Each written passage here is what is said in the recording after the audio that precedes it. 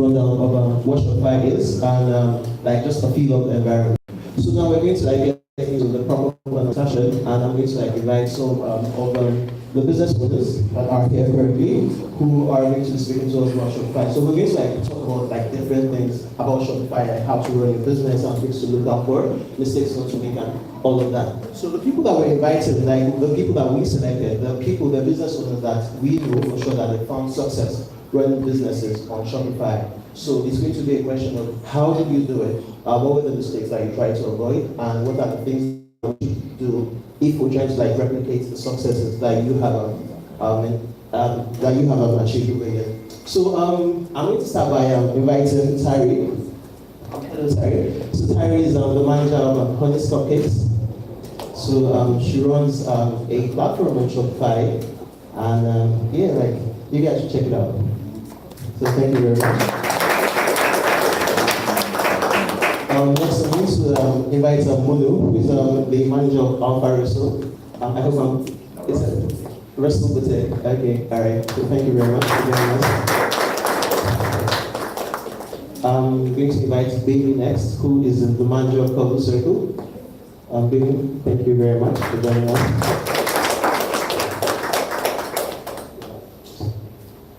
And then Ibrahim from Bentigos. So thank you very much for joining us. And then finally, Sandra from Arami Essentials.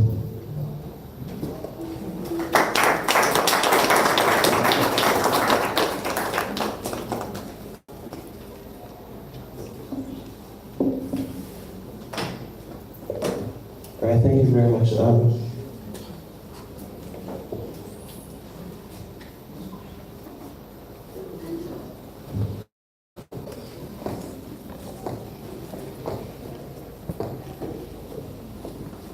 All right, so thank you very much.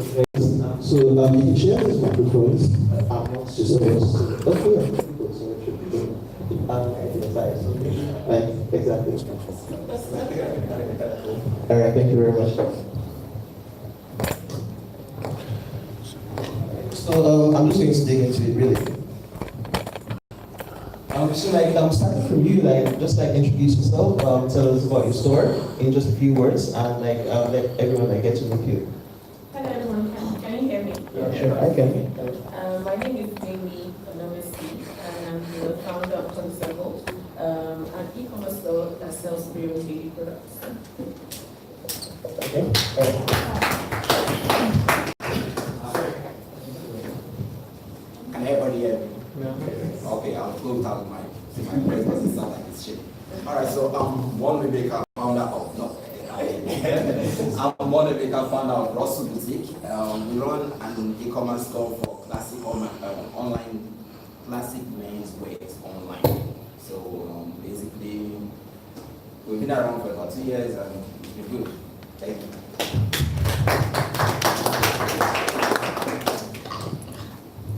My name is Tari Sikoki. I'm the founder, manager at Honest Cupcakes. It's an online bakery. We sell baked goods, cakes, cupcakes, and whatnot.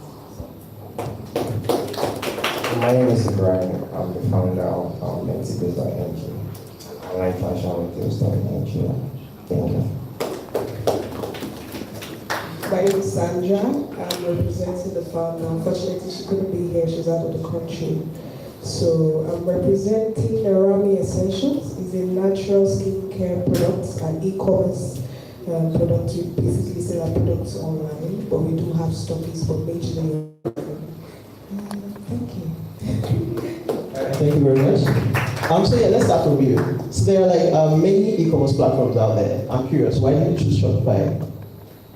Like you stated, it's quite simple to use.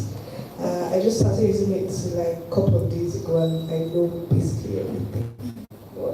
Yeah, that's simple, as opposed to the rest. All right. So why did you choose Shopify? When I was starting out, I used to be a blogger actually, so I was just trying to like experiment. So I didn't really want to like go into deep. I just wanted something really simple, and I didn't want to invest a lot. So I was like, let me just look for something. I don't want to run like the normal CMS like Magento or PrestaShop. So this is like quite easy. I don't have to invest my time and a lot of money. So okay, it was between I think BigCommerce and Shopify, because I think BigCommerce is also like a cloud-based what's it called now, e-commerce solution. So after having a little research, so I just had to go with Shopify because it's pretty easy to start and it's now cheaper. So I guess that was why I chose Shopify. All right, thank you. How about you? Like, why Shopify? So, similar to what they said as well, it's very simple. I don't know the things that he said. All about coding, no. It's very easy, drag and drop, just put things how you want them to look, and then it's there. It was also a recognizable brand, it's international, so I knew that it was trustworthy, but then they would also take the money from my Naira accounts, which was very good. Take money from where? From my Naira accounts, they could just take the money from my GT banking account, right? My previous online platform was foreign-based, and I earned Naira, so it was hard to make payments. So it was very easy with Shopify because it was localized, but still international. So we're going to take questions after the event. Yeah, so I just got the questions that you have, and after the event, we're going to take all the questions you have. So we'll have like a dedicated section. I have a second for questions. All right. Yeah. Okay. Okay, if you guys don't like my voice, tell me to use with that mic. For me, Shopify, it was a tool when I came across, and I hated the fact that I had to call my developer, I want to upload a picture, I want to do this, I want to do that. And I hated the fact that my developer would tell me, no, you can't learn this thing, it's hard, it's this, it's that. I came across Shopify, first of all, very cheap, basic platform, $29. And then I started working, I started going back and forth with the customer, with the support, the customer, and they were helping me out with everything. So the people that probably were boasting about better sites as developers, my site come out better, my site has been coming out better than theirs. Just from the feedback I've been getting. So Shopify, I can do my thing, my own self, and still be very professional. Thank you. Very similar to what everyone has said, but I mean, for me, it was between Shopify and WooCommerce. And because I'm a tech nerd, it's just like her, like I know nothing about coding and stuff, but I've actually been brave enough to edit code since I've started using Shopify. I went for Shopify primarily because I liked the visual appeal of it, the way it looked, everything was very clean and uncluttered. I found things that I liked, and it was coming out of frustration with my developer. I'm sure a lot of people have maybe similar stories, but like 4 months down the line, where's this thing? So I got frustrated, found that I could do it myself, started doing it. I was like, oh, okay, I can have a website. And I think in the space of 3 months, I had a functioning website that was really good. And it's been a year, and yeah, I'm very happy I chose Shopify.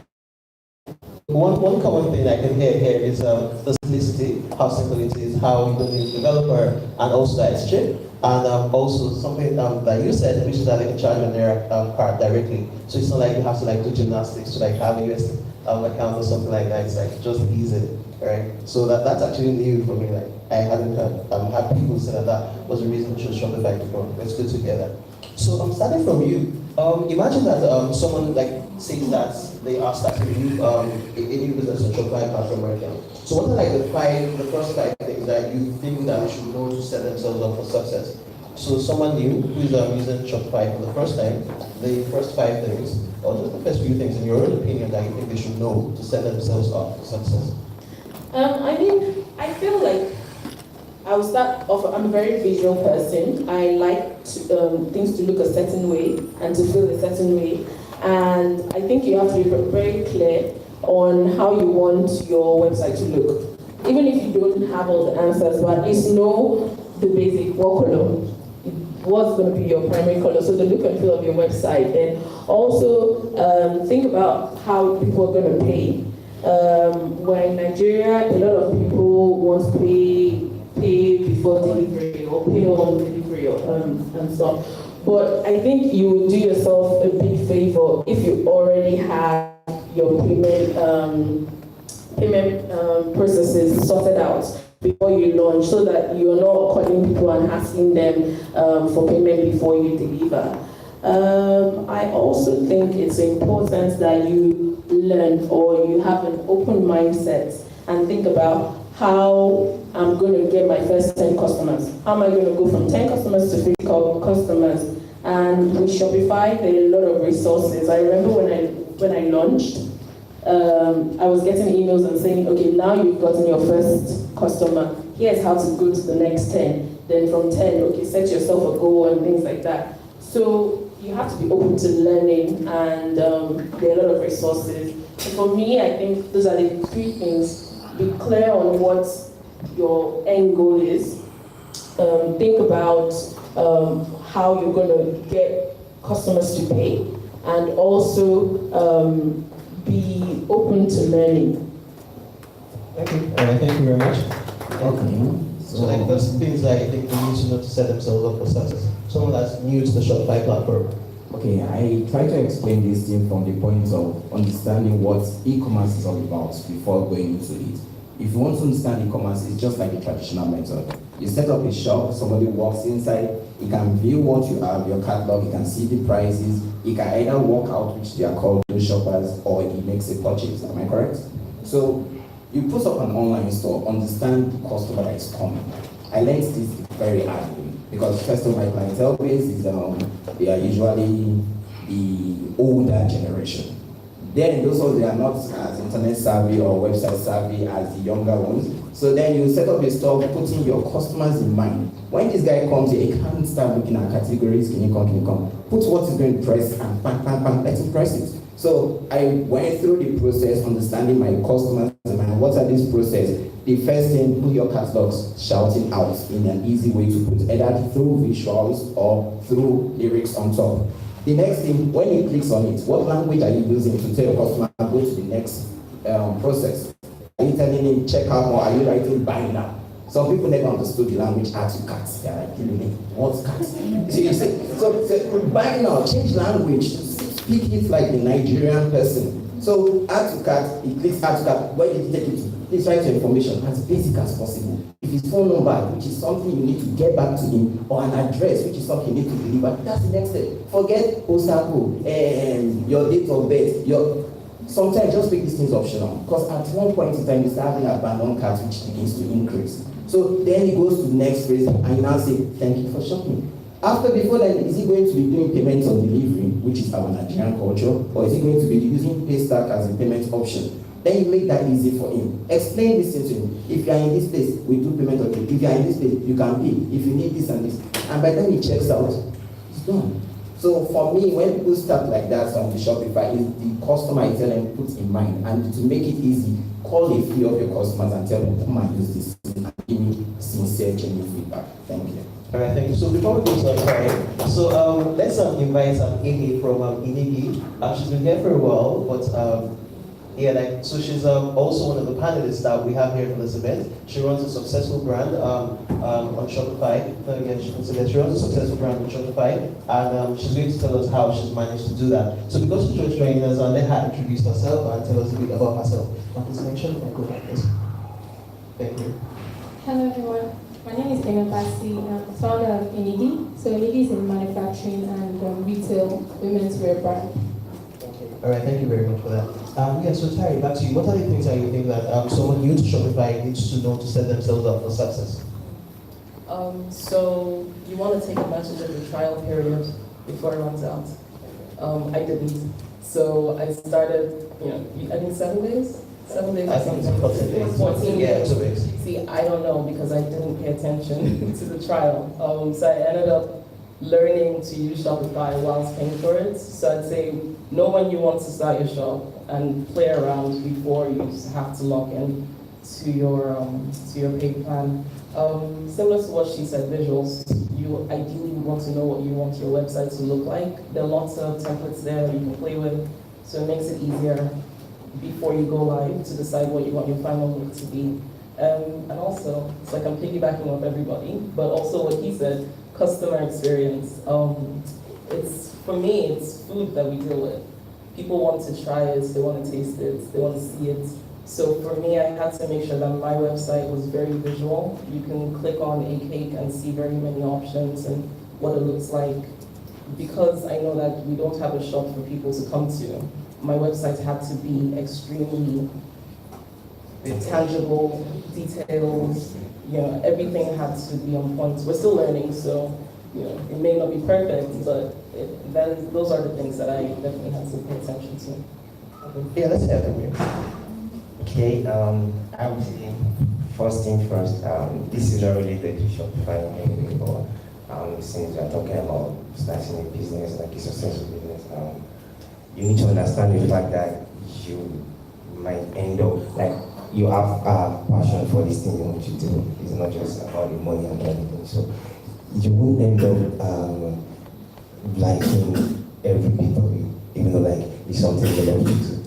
Okay, like for instance, I like to record a song, or like I like music, I like to record songs. So I like to go to the studio, make nice songs and record.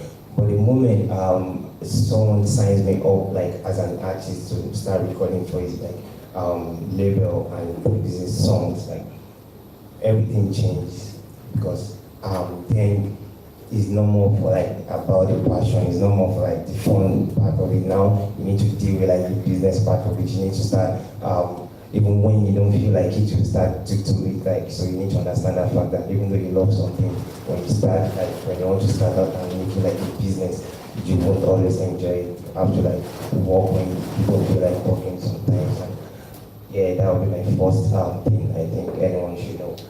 Secondly, I think another important thing is you need to have like a strong business plan. I know we all know this, but then it's just you can see like it's not you have to like keep telling people like, see, you might have any like 1,000 places, just need to like let it sink in.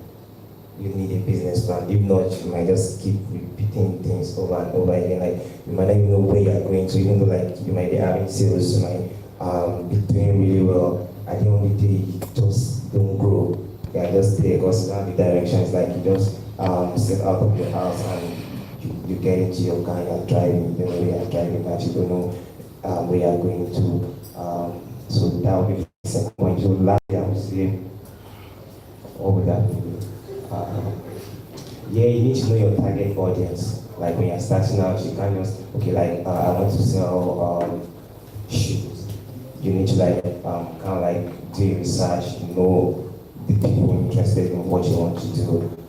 Do I even have anyone at all who patronize me? You might just be the person who really love like shoes and all, but then do you like have people who pay for what you are about to do? So you need to know like how many people are in this what's it called, this age group, this audience that you're trying to like sell to. So you need to like do a little bit market research before even trying anything like that.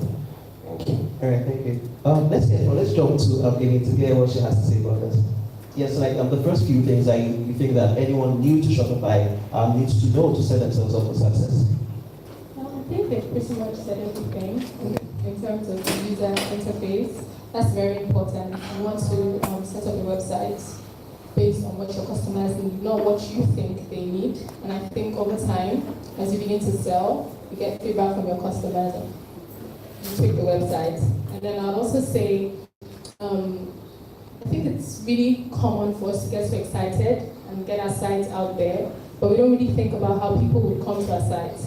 So let's say for me, I'm in fashion, and fashion is so competitive, and you have lots of people selling off Instagram and social media. So how do you handle that if you're selling fashion on Shopify? So you must think about how you're going to bring traffic to your site. So your search engine optimization and all of those things that would index you properly on Google. I think for me and my industry, it's really important for you to do that so you already have a head start. Yeah, so one common thing that I've seen like a thread here is understand your audience, and also like visuals are important. So like you need to make sure that whoever the type of customer it is that you're selling to, they can come to your website and easily find what it is that you're selling. So talking about visuals, what do you look out for when you're like selecting a theme for Shopify? Like, what do you look out for when you're selecting a theme? So let's start from you. I mean, I was back to kind of what he said. I was really thinking about who my customer is. So my customers are mostly pregnant women or that have just given birth. So they don't want to spend time searching and searching for things. So I wanted the first thing I wrote down is, because it had been a pain point for me when I was searching on other websites, was I want a massive search bar. Like, I want that to be, as you click on my site, see a massive search bar. So you're not looking, okay, how do I find, pacifier? You just search pacifier. So that was a big thing for me. And then I didn't want because there are a lot of sophisticated themes on Shopify. So I didn't want anything that was too sophisticated. I wanted something that was simple and I could add as many menu bars or many titles, many options, so that people can easily click and go to, because you'll be surprised, like people that are very active on social media, when it comes to online shopping, you'll be surprised by how much you still have to teach them. Like, they still don't, like, they want things as easy as possible. They will ask you, how can I buy? They don't understand add to cart. What is said is a big thing. They don't understand that it means buying. So you have to make sure that your theme that you pick makes sense for the customer profile. And also, you need to know what you want from the get-go, so that you don't start to work on a thing and then you realize 2 weeks down the line that it doesn't work. So does that theme allow for you to filter and search, or you then have to add an app to filter and search? So I think it's important that you clarify that, and also, like I said before, be clear on your sort of colors or the way you want your website to look like. Do you want your website to have a big picture? I don't know, there's some really cool websites now that when you come in, it has a big picture and everything. If you're in fashion, maybe that works, right? That thing works. But if you're in a general e-commerce, Bobuiro site, that might not work. You might just want to have the pictures of the product, so yeah. Okay, and that's it from you. Oh, sorry. That's right. All right. In addition, what I will add is, for me, choosing a theme, I put my customers there. Okay, maybe in the beginning I should have added, I'm a digital marketer and I do more of customer profiling and psychology. So in line with that, you get things like above the fold, below the fold. When I'm choosing a theme, I like looking out for a thing that the first thing they see should relate with what they are looking for. A thing that is not too long, but within that one page, almost all the information you need about my brand should be there. So if I'm going to have 5 major categories within that first home page, I should be able to put each image that will represent it. I was working with, we just launched a brand about 3 weeks ago, arabstreets.com, and on that brand, I was finding out that, the things that really overlooked were what were really mattering and what's really mattered at the end of the day. In the product catalog, some things these days were having just one picture as you're scrolling on your mobile phone. On the desktop, it is all showing there, but you're scrolling and it's showing one. I'm asking myself, how many customers can take that suffering in their mind, scrolling for? So I started choosing one that just on your mobile phone, you can see 1, 2, 3, 4, than just one picture. All these things, customers, they matter to them. Some customers don't go beyond page 1 of what you advertise. You start your advertising, the advertise warning, they may never go beyond that. You may not even see page 2. So I was looking at the thing that at the end of the day, you don't scroll too much and you see everything, you make your decision and bang, that's it. Thank you. Okay. Yeah. I liked a lot of clean white space for the website. So we're selling food. I always felt like it didn't need anything else distracting it. So my product was what led me to choose the theme, right? I liked a lot of white space, definitely something that translated well from desktop to mobile. to iPad or whatever. And I wanted something that the homepage could give me the options of social media, maybe a featured product, images, a slideshow, something that they may not need to leave the first page before they even decide that they wanted that product. So those were the things that I looked for.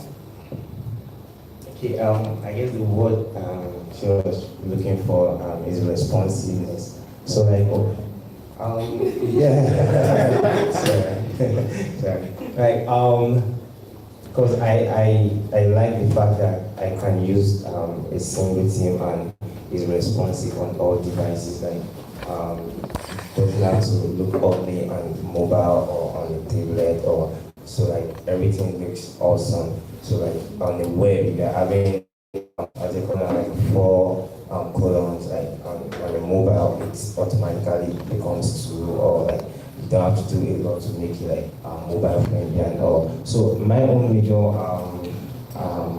point or what I go out for in looking for a team would be the simplicity and not in just the visuals. And I'm talking in the coding, because at the end of the day, I'm tech, I'm not really tech, but I like to mess with stuff. Like, so at the end of the day, if you are working towards getting like a better search engine optimization, I like to do like my own page SEO myself, even if I'm to outsource. Like search engine optimization is like how you rank on search engines, like when people type your brand or like your product. So I like a team that is very easy to like work around. Like I don't need to like start and like people who like can actually you have to pay to get the job done. So yeah, I look for like the simplicity in like the coding and the display as well.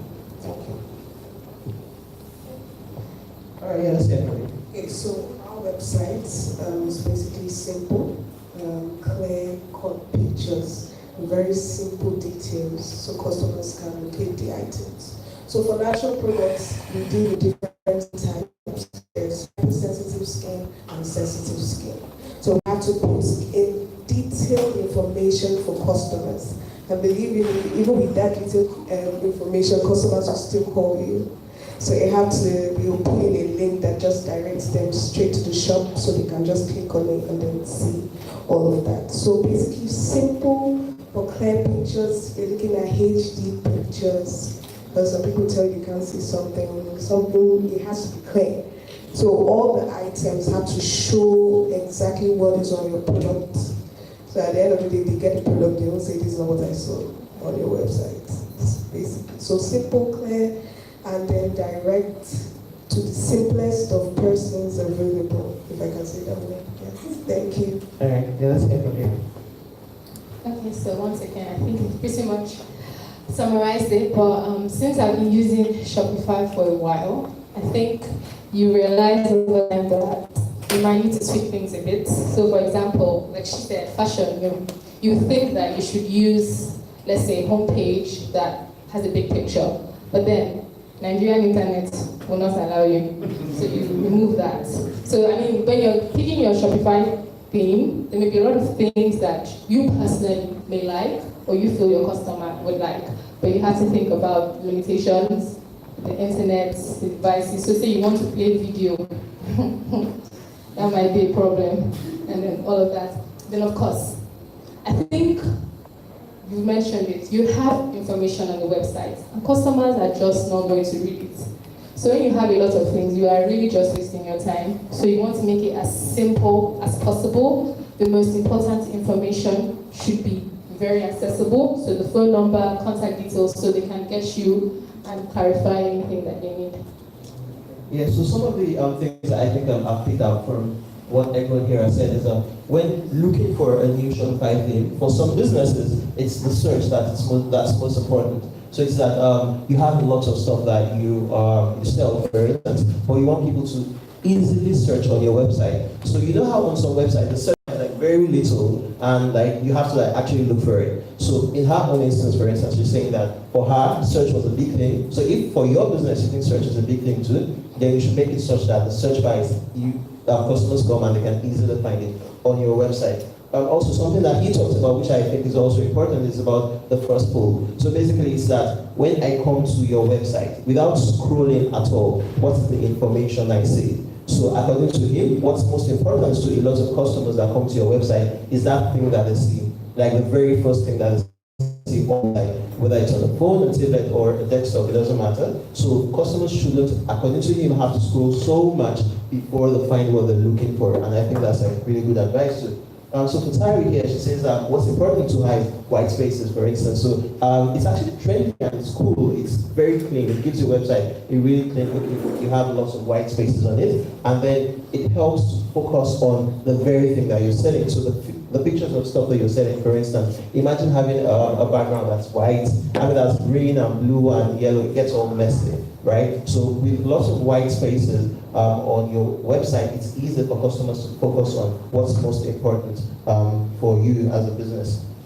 Also, so Ibrahim mentioned something that I think is really important, to which a lot of times people don't really look out for. It's that you have a theme that, irrespective of the device through which your customer accesses your website, they are able to have a similar experience. So it shouldn't be that, has anyone gone to a website where it's designed for just desktops, and then on the mobile, it's like everything is fitted into a small screen. You have to like zoom and zoom before you find what you're looking for. So it shouldn't be like that. So when you're selecting a theme, according to her, one of the things to look out for is that, according to him rather, one of the things to look out for is that it creates a great experience on mobile, it creates a great experience on tablets, it creates a great experience on desktops too. Also, something that she mentioned, which I think is very important, is that we should consider the local limitations that we have. So a lot of your customers, for instance, are in places where the cell reception is kind of poor. A lot of them probably do not spend so much on internet data, so you should be considerate of the type of photos that you upload,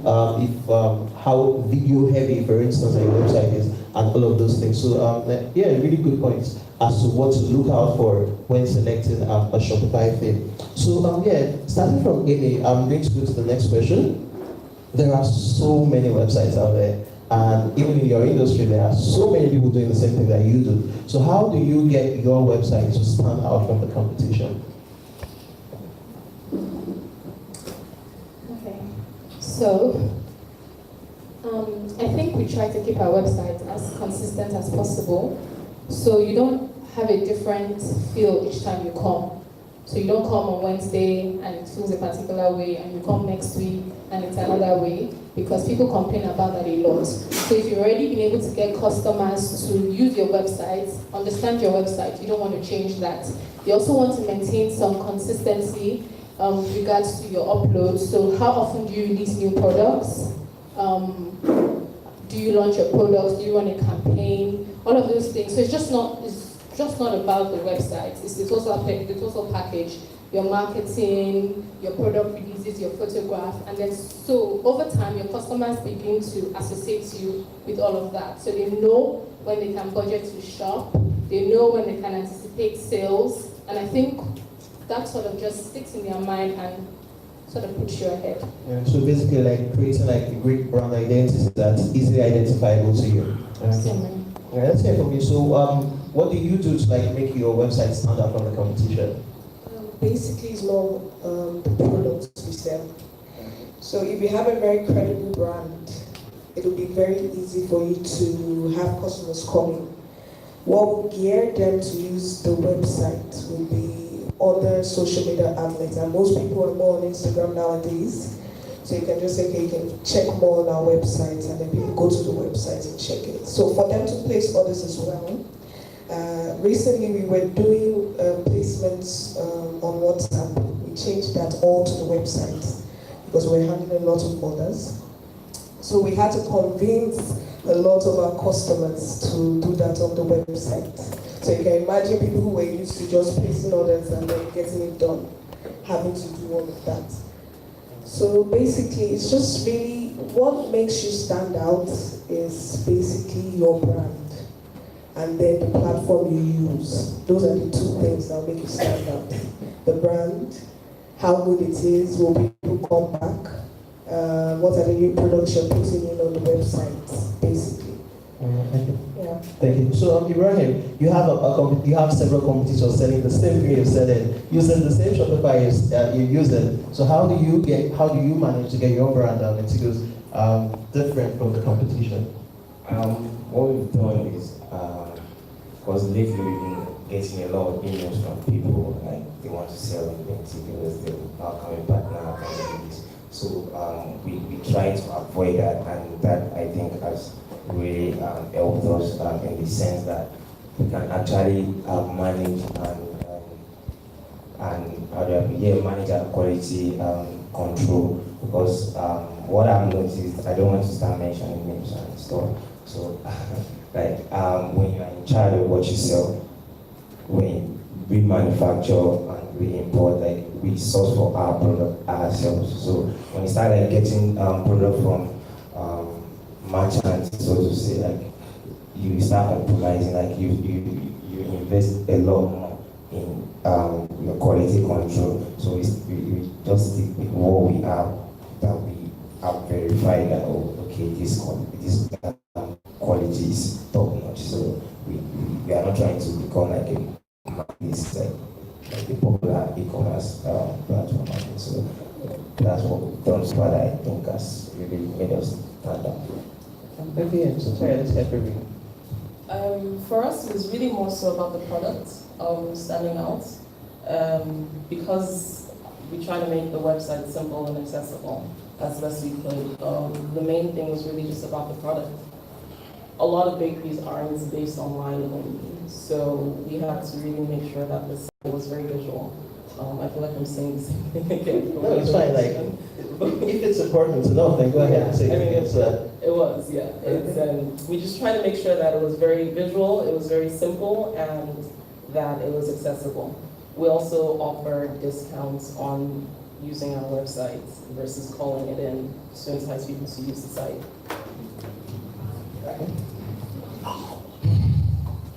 This question is everything. They said fancy, but I'll just add this. Okay.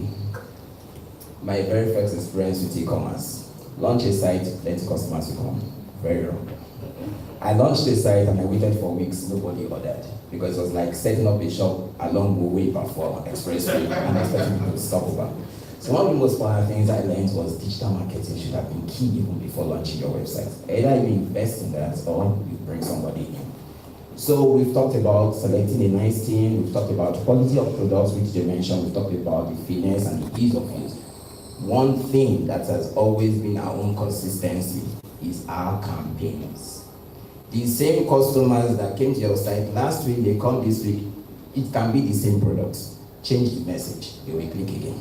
Amazingly, the same customers that your long-term customers don't remember the name of your website when it's time to start going. They won't remember www.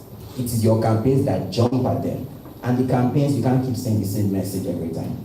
Amazingly, we only have a 7-day, a 7-day cycle before our campaigns start declining. Just 7 days. So every 7 days, a new campaign message is out. What do you mean by campaign? What are you telling them? This week, are you telling them sales? Next week, are you telling them new arrivals? Next week, are you telling them discount? Next week, are you telling them holiday sales? So campaign, keep it fresh. And when they come, give them something new. Trust me, they keep coming back.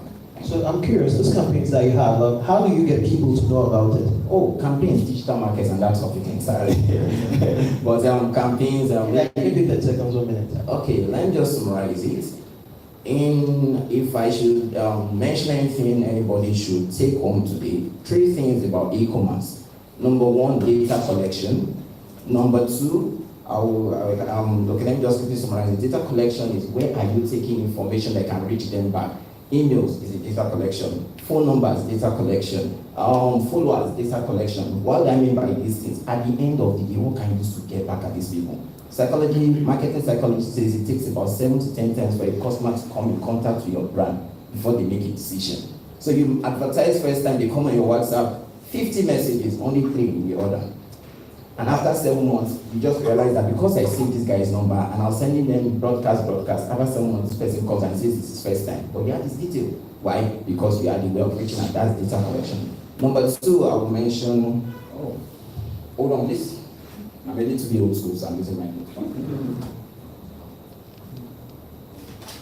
Number two I'll be mentioning is know your marketplace. What's your marketplace? Simple. When you have your data, differentiate what each of these portals mean. Email is for email campaign. Yes, you cannot do much of relating people. But when you have the messenger they talked about and they come in, you can tell them one-on-one how far. We have this, we have that.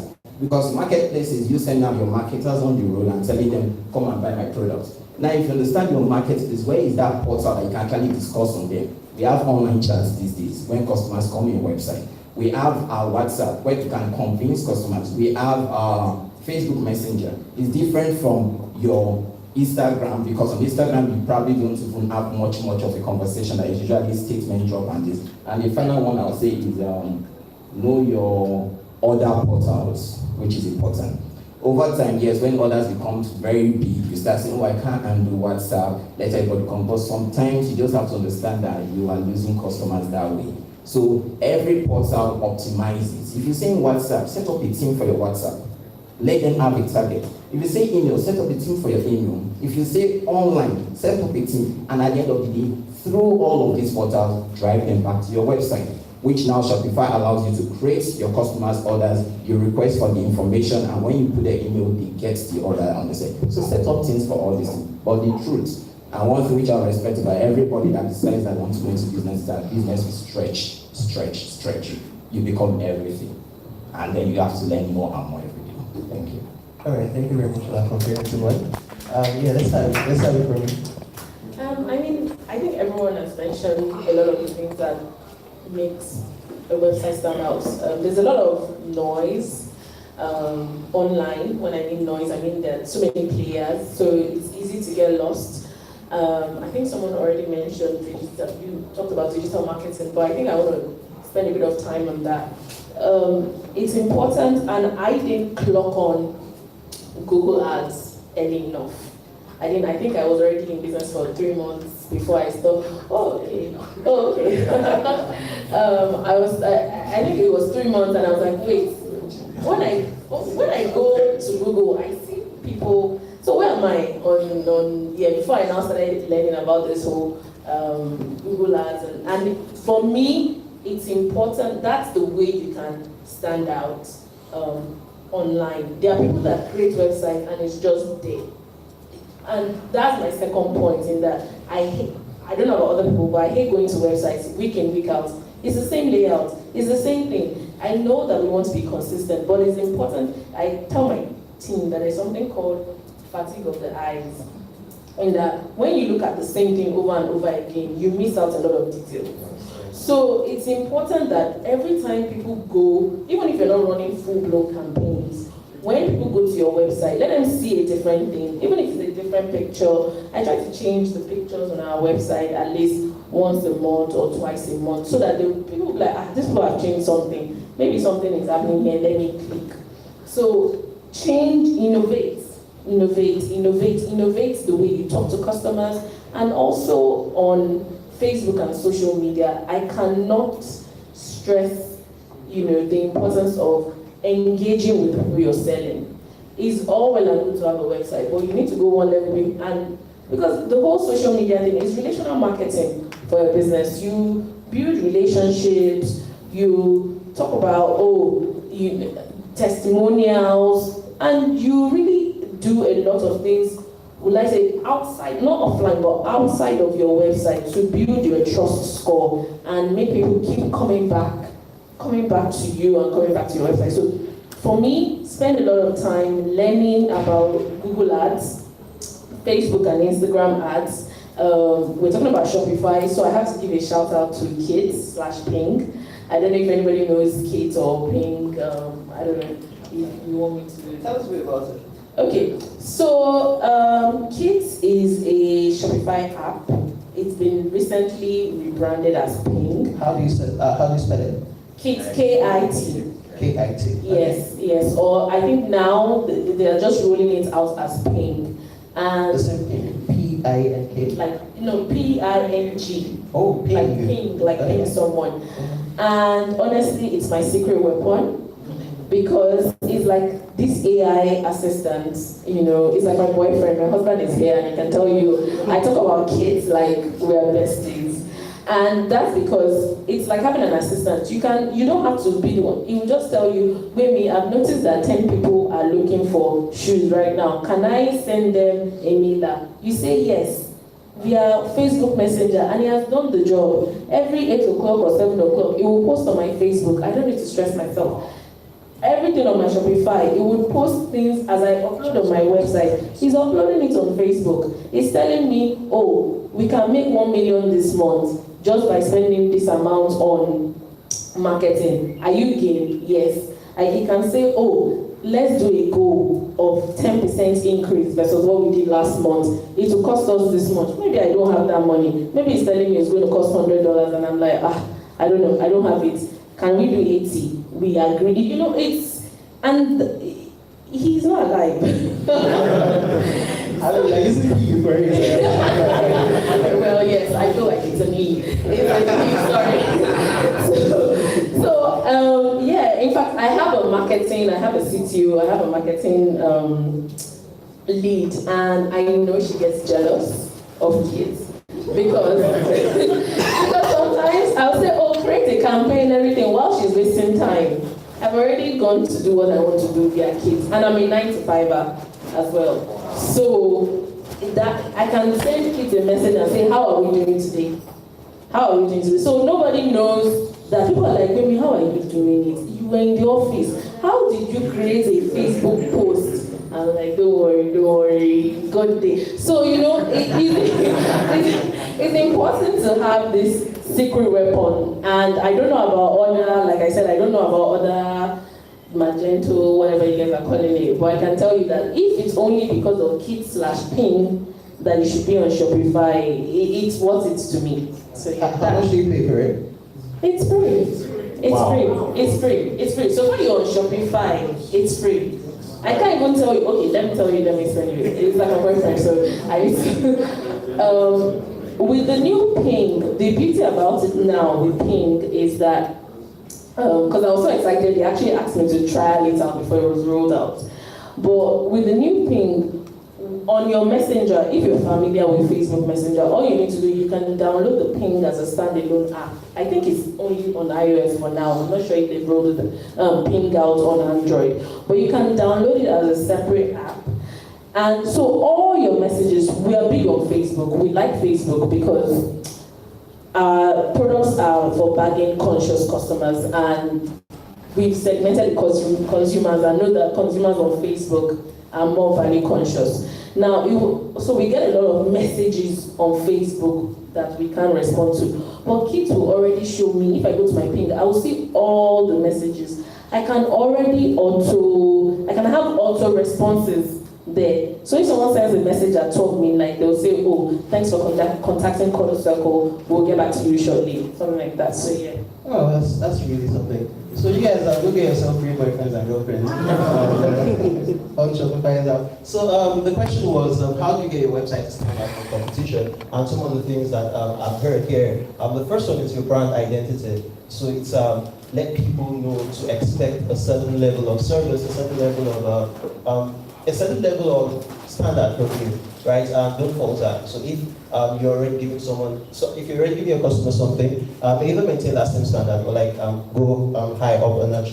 So we've also like heard people talk about managing your inventory. So it all ties down eventually to how good your products are. Because at the end of the day, when you strip out the website, like people are going to buy your product, right? So they're going to like feel it, touch it, interact with it. So like the brand quality. So for Ibrahim, the way he does that is to maintain his own inventory. So it's not like you're selling and other people are selling on your platform and you can't really control the quality. So if that's what you want to do, then you have to go the extra mile of making sure that the quality on your platform is like the same, irrespective of who is selling. So we've also had, when we talk about campaigns and how he always has like a new campaign up his sleeve. So sometimes it's like there's discounts, there's a holiday special, stuff like that. So like keep bringing in interesting things, like interesting campaigns. It can be like it's the same product, so you're selling, but like the campaign message has to change according to him, and I think that really makes sense. Of course, she told us about her boyfriend. Where is your husband? Let me see. That's nice. So yeah, she told us about Ping, the Ping. So it's a really good. Like I'm hearing about it for the first time, and I'm really excited about it already. So go check it out and see how you can integrate it into your Shopify platforms. So something else that she said was throw in something new every time. So it kind of gets boring when people come to your website and it's the same old thing that they see. So try and put in new things. Play with new things every time so that when your customers come, they see different things all the time. So there's a lot of noise out there. There's a lot of very similar websites to yours that do the same thing like you do, but like a few of these things might give you edges over your competition. All right. So I'm going to the next question now. What do you think are the most important features on Shopify for your business? So like on your business, on your platform, what do you think the most important features that Shopify has? What do you think they are for your business? Okay, so for me, I think I mentioned I'm a 9-to-5er. So it's one of the best things about Shopify is I'm here. I can, if I hear a certain notification sound, you know, you guys, you know that's an order. So there's nothing more fulfilling than getting those notifications on your phone, and also having the app. And even if it's not just the app, if I'm in the office or whatever, I can have Shopify open somewhere and I can say, okay, they've made another, or how many people on the site. There are some days where I will see that traffic is slow, and then I will go check and I'll see that maybe there's something wrong somewhere. So having that, overview, that is easy overview or easy interface that I can quickly understand. This is how many sales I've made this month or this week. This is how it's trending. For me, it's very important. So I think the analytics or the reporting feature of Shopify it's very important, and it's a really big deal. Like it's not just a nice to have, it's a must have. And then the second thing, I think someone before we started the session, someone mentioned it. It's about blog posts and stuff. So there's a blog feature on Shopify which we use, and I wasn't a blogger before I started my business, so I don't know how good WordPress is, but I do know and I can tell that the Shopify blog is probably not as robust as it probably could be. Maybe it's because I'm on a basic plan. But for us, blogging has been very important because whenever we have slow-moving inventory or slow-moving products, I blog about it just to create some kind of buzz and to explain why the customer should buy this product. So for me, that feature is a very key one. Yeah. So besides analytics and the obvious. She has summarized it. She said analytics, that's it. For me, I wake up in the morning, let me say I pray, and I go and do how many others. That's summary. So at the end of the day, before I sleep, I like looking at it, and for me, the kind of metrics that matter number of orders, number of conversions, number of abandoned cart return, and number of sessions. So I look at, so number of people came, these numbers, it's not adding up, something, what should I do? And it's the general word summary is analytics, but you scroll down analytics, you see top performing products, push them. That means customers want those kind of things. You see top performing products, want to do your next campaign, add those kind of things. Sometimes, like I said, it's been a learning process. The kind of things I like, and I thought I would put it on first page, my customers will not buy. I feel I'm young. My customers were older guys, and if you see the ugly things we're buying, on my first page you see ugly shoes if you're a young person, but not the same thing as an older person. So Shopify tells you, people view these products most, people are buying those things. Like I said, in summary, the first page analytics game. So yes, also similar to what you've said, analytics as well. On the different points, just a different angle from it. What I gain most from that is what people search for. So maybe people are searching for carrot cake or carrots, but in our tag, the word carrots is not there. So then it tells me, listen, people are looking for this product and you can't find it because you given all the possible tags that they could do for that particular item. Also the automation. So I was a 9-to-5er as well as doing the business. Now I'm doing it full time. If I wasn't Shopify when I was a 9-to-5er, I probably wouldn't have quit my day job and I'd have a lot of money. But I did. Because we had to send an email, send a text, and then send you the invoice, and then call you and say, hey, we've seen your payments, or hey, we haven't seen your payments. Hey, your delivery's on the way, your delivery's delayed. Everything's automated. They have all these apps and everything else where even if people chose to pay via bank transfer, you can go in on the back end and say Marcus paid, and then they get an email anyway saying you received your payment. And it's that automated, and that helps when you're trying not to do every single thing manually. That's interesting. So you say you use a couple of automation apps. Do you remember the name of any of them? No. Okay, it's No, fine. it's not. If you remember But I before can the tell you. yeah, sure. If you remember before the end of the event, just let us know. And yeah, like if you don't remember, like we're going to send an email to everyone who's here today. I'm going to make sure to ask from us that I can include into the email. Okay, so tell us. All right, let's hear from you, Brian. Okay, for me it would be the gift card option on Shopify, because we often have this kind of sales where companies will contact us to like get stuff for their staff. So this helps us in the sense that in a situation whereby you as a person you are trying to give someone a gift or like anything at all, but you don't know what the person might like. So you can make use of the gift card. We purchase the gift card from us, say 50,000 naira gift card for each person. They can break it down to like 10 stuff. So we send it to the customers. So they come to Pentilus, they buy whatever they want with 10,000 naira gift card. So that's like a really cool feature for me that Shopify has. Secondly, that will be the seamless integration of Shopify with Facebook. So, as a digital marketer, like if you've been around for a while, before it was really techy to like set up your pixel. There's something called pixel on Facebook. So if you need to like create conversion adverts, you create you set up your shop. It's like telling Facebook or Instagram, say, oh, this is Pentilus, I want to start selling on Facebook. So you have to like connect your store to Facebook or Instagram or whatever, or even Google. So it's way cooler now, unlike before it was code and more code. So like right now it's just like a click. If you want to like set up your Shopify store on Facebook, so start selling and start monitoring your conversion on Facebook. So that would be two options or features for me. Thank you.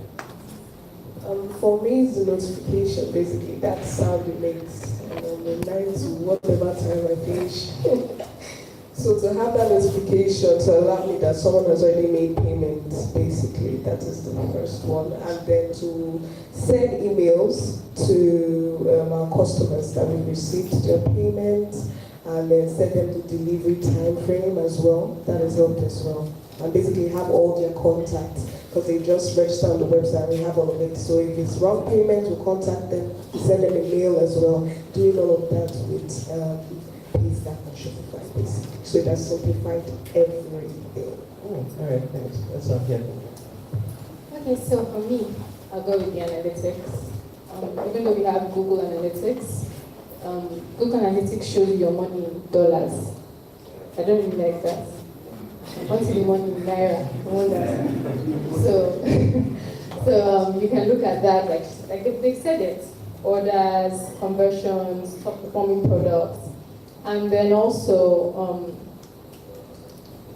it was really important. So it's fine. Maybe when you get back to here, and remember, like, it's like talk about it. Yeah. So some of the things I've heard here, like the Shopify features that are most important to your business. I hear a lot of notification. I really want to hear that sound. It's yeah, like okay, yeah, maybe. Like I really want to hear that sound. It sounds like something really cool.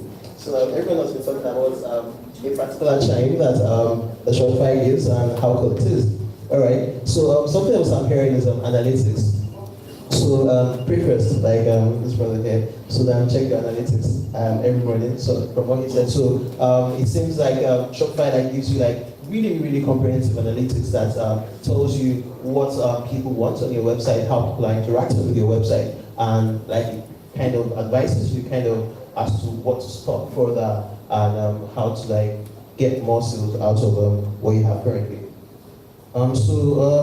Something else I've heard here is about the gift cards. Yes, so I didn't know about that, but that's really cool. About the gift cards too, and how Shopify now has like really cool and easy integration with Facebook. So if you're selling on Shopify, it's like extremely super easy for you to like just sell on Facebook too. And yeah, it's just similar to Paystack, for instance. Paystack was the first payment platform in Nigeria to have an integration on Shopify. So if you're selling on Shopify, it's like super easy for you to like sell on Facebook too. It's super easy for you to accept payments to from your customers using Paystack. All right, now so we're going to like jump to the next question. You've talked a bit about, well not a bit actually, extensively about our ping, but like what are some of the like features or tools out there from Shopify that you think people are not taking enough advantage of, that people are not leveraging on enough? Okay, so I mentioned Kit/Pink. Okay. I'm not sure how many people actually use Shopify in the audience, but one of the key things that I think is that's been very helpful for us as well is MailChimp. So just steadily growing your subscriber base with MailChimp. When we first started, we really weren't getting a lot of orders from the people on our subscriber. In fact, sometimes the click rate was quite low. So that forced us to come and to think outside the box and try and think of, okay, is it that our mails are boring, or the kind of products, or is it the time we send it? And then we're able to sort of mine the data and create an email marketing strategy that I think is working now. And you can then see the Naira that is coming from the campaign. So I think that's also important. Then another thing which is still related a bit with kids is kids cats. Now, so before, what I was doing was Shopify. You can see your abandoned cats, right? You can see, oh, this person tried to buy, but then so you can then do like an email. You can click something and send us an email. But then I realized about 2 months ago that actually I can get kids to send the abandoned cats. So now before in the morning when my team comes, they will check the abandoned cats and spend time sending emails. Now it's automated. It will just send me a message and I will just say yes, and it'll send the abandoned cat. So I think MailChimp also, I don't know, sometimes I see people's sites and their pictures are not optimized for search engine for SEO, and also in fact the way it looks. And so before our site was detailed that, but there are a lot of apps that you can use, like Shopify SEO Manager, and also I think I saw one of the apps we used when he was presenting that can help you change the layout of your pictures so that it looks better on the site. So I think those are some unknown features that people don't use as much. Yeah, so Moni, what are like specific Shopify features that you think people are not taking advantage of in that? Okay, if we talk about apps, for me, I look at apps as what am I using it for? It's about the customer, either I'm collecting data or I'm trying to market to them. So one important thing for us is Talk, T-A-W-K. It's an online chat platform. Anytime you're on our website, if you are boring, you guys, customer care, start talking to them. And sometimes customers don't just even know how to go about ordering, so they can chat on it. That's Talk. She has mentioned Kits already. There's also, she has mentioned something for the email, even though she's using MailChimp, there are different ones. There's also social proof. So you're talking about reviews. I personally, I use Yacht Stop Yet, Yacht Pop, if I can pronounce it well. Can you get this spelling? YOTPO. Yes, so it's for social proof. Let people know, because in Nigeria, let's not deceive ourselves. Abroad, the e-commerce was meant to pay me before I deliver. When it came to Nigeria, Jumia and Konga, they started pay on delivery. It wasn't like that from the people that started e-commerce. So you see, Nigerian factor was because of the fear of fraud. And that's what was happening initially. So social proof, put people out there. So if you use something like a review one, because there's another one called Beacketing. It pops up, somebody ordered 2 minutes ago, somebody ordered this, it sees, and amazingly, initially I thought that was just for social proof. But then I was wondering, this shoe that would not sold in a long while, it was on the 7th page. Somebody ordered it, and the next customer ordered it. What happened? Beacketing came up, and somebody saw that, clicked on the shoe, liked it, and ordered. So apart from proving giving social proof, it was also marketing for us. And let me see if I have any other one that would be important to mention. Came loaded. All right, push out, yes. Push out. Push out. It's this in this feature. You know, when you're looking for this app, P-O-W-L. You see, when you're trying to look at what makes your site functional, try and look at the major people outside the country that are running these things. So you get due date and notification that pops up on your phone. Am I correct? You did not go on the website, it just pops up because one time you accepted a push notification.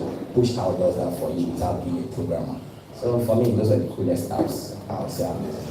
Yeah, that's it. Two apps that I like, maybe not as much as you like kids, but two that I like are Marcelo. That helps with loyalty points. We get a lot of return customers, so how do we reward our clients? How to spell? M-A-R-S-E-L-L-O. And the other was Customer Guru, which automatically sends customer feedback emails. So those are two things we're doing manually as well. We would have to sit there and remember people's names and look and see who purchased the last month, and then reward them somehow or the other. Now, Marcelo helps us do that, and with Customer Guru, then we know what we did right, what we did wrong. We give you ratings 10 over 10, 9 over 10, and whatnot, and tell you exactly what went right with their orders. So those are helpful for us. Did you find the name of that other app? Yes, and I'm embarrassed to say it's called Notifications. It's very simple, notifications. Yeah. Notifications. That's the name of the app that I'm choosing. So yeah. All right. So notifications. It automatically sends out notifications, so you can program it to respond by some buttons, right? So what we've got is the Markets Paid button on the back end. When you click it, it'll automatically send an email to the client saying, thank you for making payment, your order has been received, blah, blah, blah. Okay, I think she wants to add something, right? Yeah, when she was talking about customer, I was talking about something as well, which is a feature of Shopify, not really an app. So with Shopify, you can sort of segment your customers, and I think you show that as well. So you can show customers that are returning. If you click on your customer menu button at the back end of Shopify, you can see all your customers, but then you can go one level deeper and segment those customers. So for instance, I can say I want to know if a customer tells me she's expecting, she's pregnant, then I can add her to like a customer group of this customer is pregnant, or this customer is a first-time mom, or I don't know, different customer sectors. Then I can then market specific things, or or send out specific emails to those particular customers. So that's another Shopify feature that I think is important.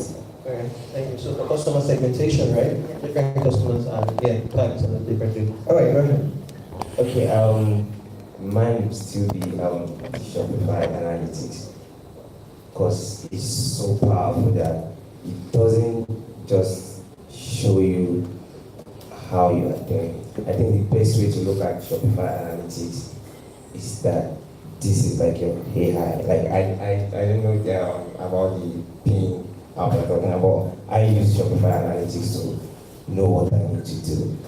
Okay, I'm looking at the product. Okay, it's doing fine, like all through the week. Then it stops like moving.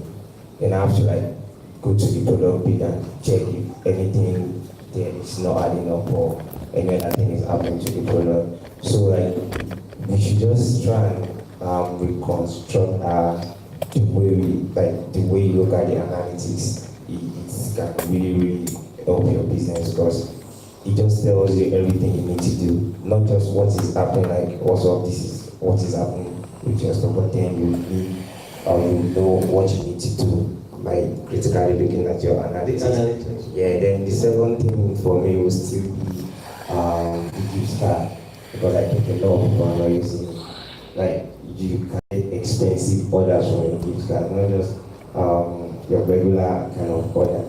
Because when people like usually advance, because when they come to us, they usually buy in bulk, and these are people who don't know what they want to get for a person. So they just buy like bulk gift card, then they split it up among 10, 15, 20 of people they want to give it to them. They can come to Mexico and use it. So that's like a really cool feature that I think people should. Alright, thank you very much. So yeah, let's say for me, a Shopify feature that I think people are not using enough. So like I said, I just started using Shopify this week. Okay. So there are some features I'm just hearing for the first time, but I'll get to it. But the one I used to is Customer Guru, to get customers' feedback basically. Okay. Yes, to know. Yeah, so for those of you that sounded, I'm surprised, she's representing the CEO of RMX. So that's why she just started using it a week ago, but like the platform has been using Shopify for a very long time and found success with it. Alright. Okay, so we had talked about creating your site to appeal to customers. So like I said earlier, you might start out doing something and then you need to tweak it. So for us, you have customers saying, I want to be able to see the site chart on the product page. I want to be able to see all the delivery timeline on the product page. So there's some things you might be able to get apps for, some you may not be able to get apps for. So at that point, you need to reach out to Shopify experts to sort of customize your theme for you. So I don't know if a lot of people know about that, reaching out to Shopify, because they can do a lot of things, even marketing, even branding. I guess we're in Nigeria, so photography doesn't apply, but little details.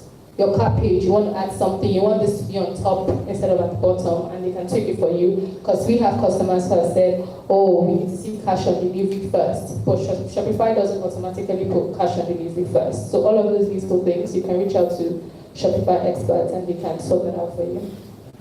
Alright, so not a feature per se, but like Shopify experts that you can reach out to and that will help you tweak those things. So yeah, I imagine that a lot of people don't know this, so you can reach out to Shopify experts to help you answer this thing. Yeah, go ahead. It's not free. It's only customer support that is free. Little tweaks too, but Shopify experts you pay. So they tell you starting from $500, starting from $1,000, starting from $2,000. I'm not trying to scare you. Like I said, this is when your business has grown. I started on a free theme. I wouldn't go and start paying $180 for a theme when I don't even know if they'll buy the products. So when you now pay for a new theme, you can decide, okay, I want to tweak this theme based on what my customers have told me. My customers are complaining about this and that, which you can only get from actually selling. And then when you've sold, you have the money to pay the $1,000. Yes, it's a one-time payment. Yeah, like I said, I try something. Yeah, I think the feature part he's trying to talk about is that it's set up by Shopify. It's a Shopify community.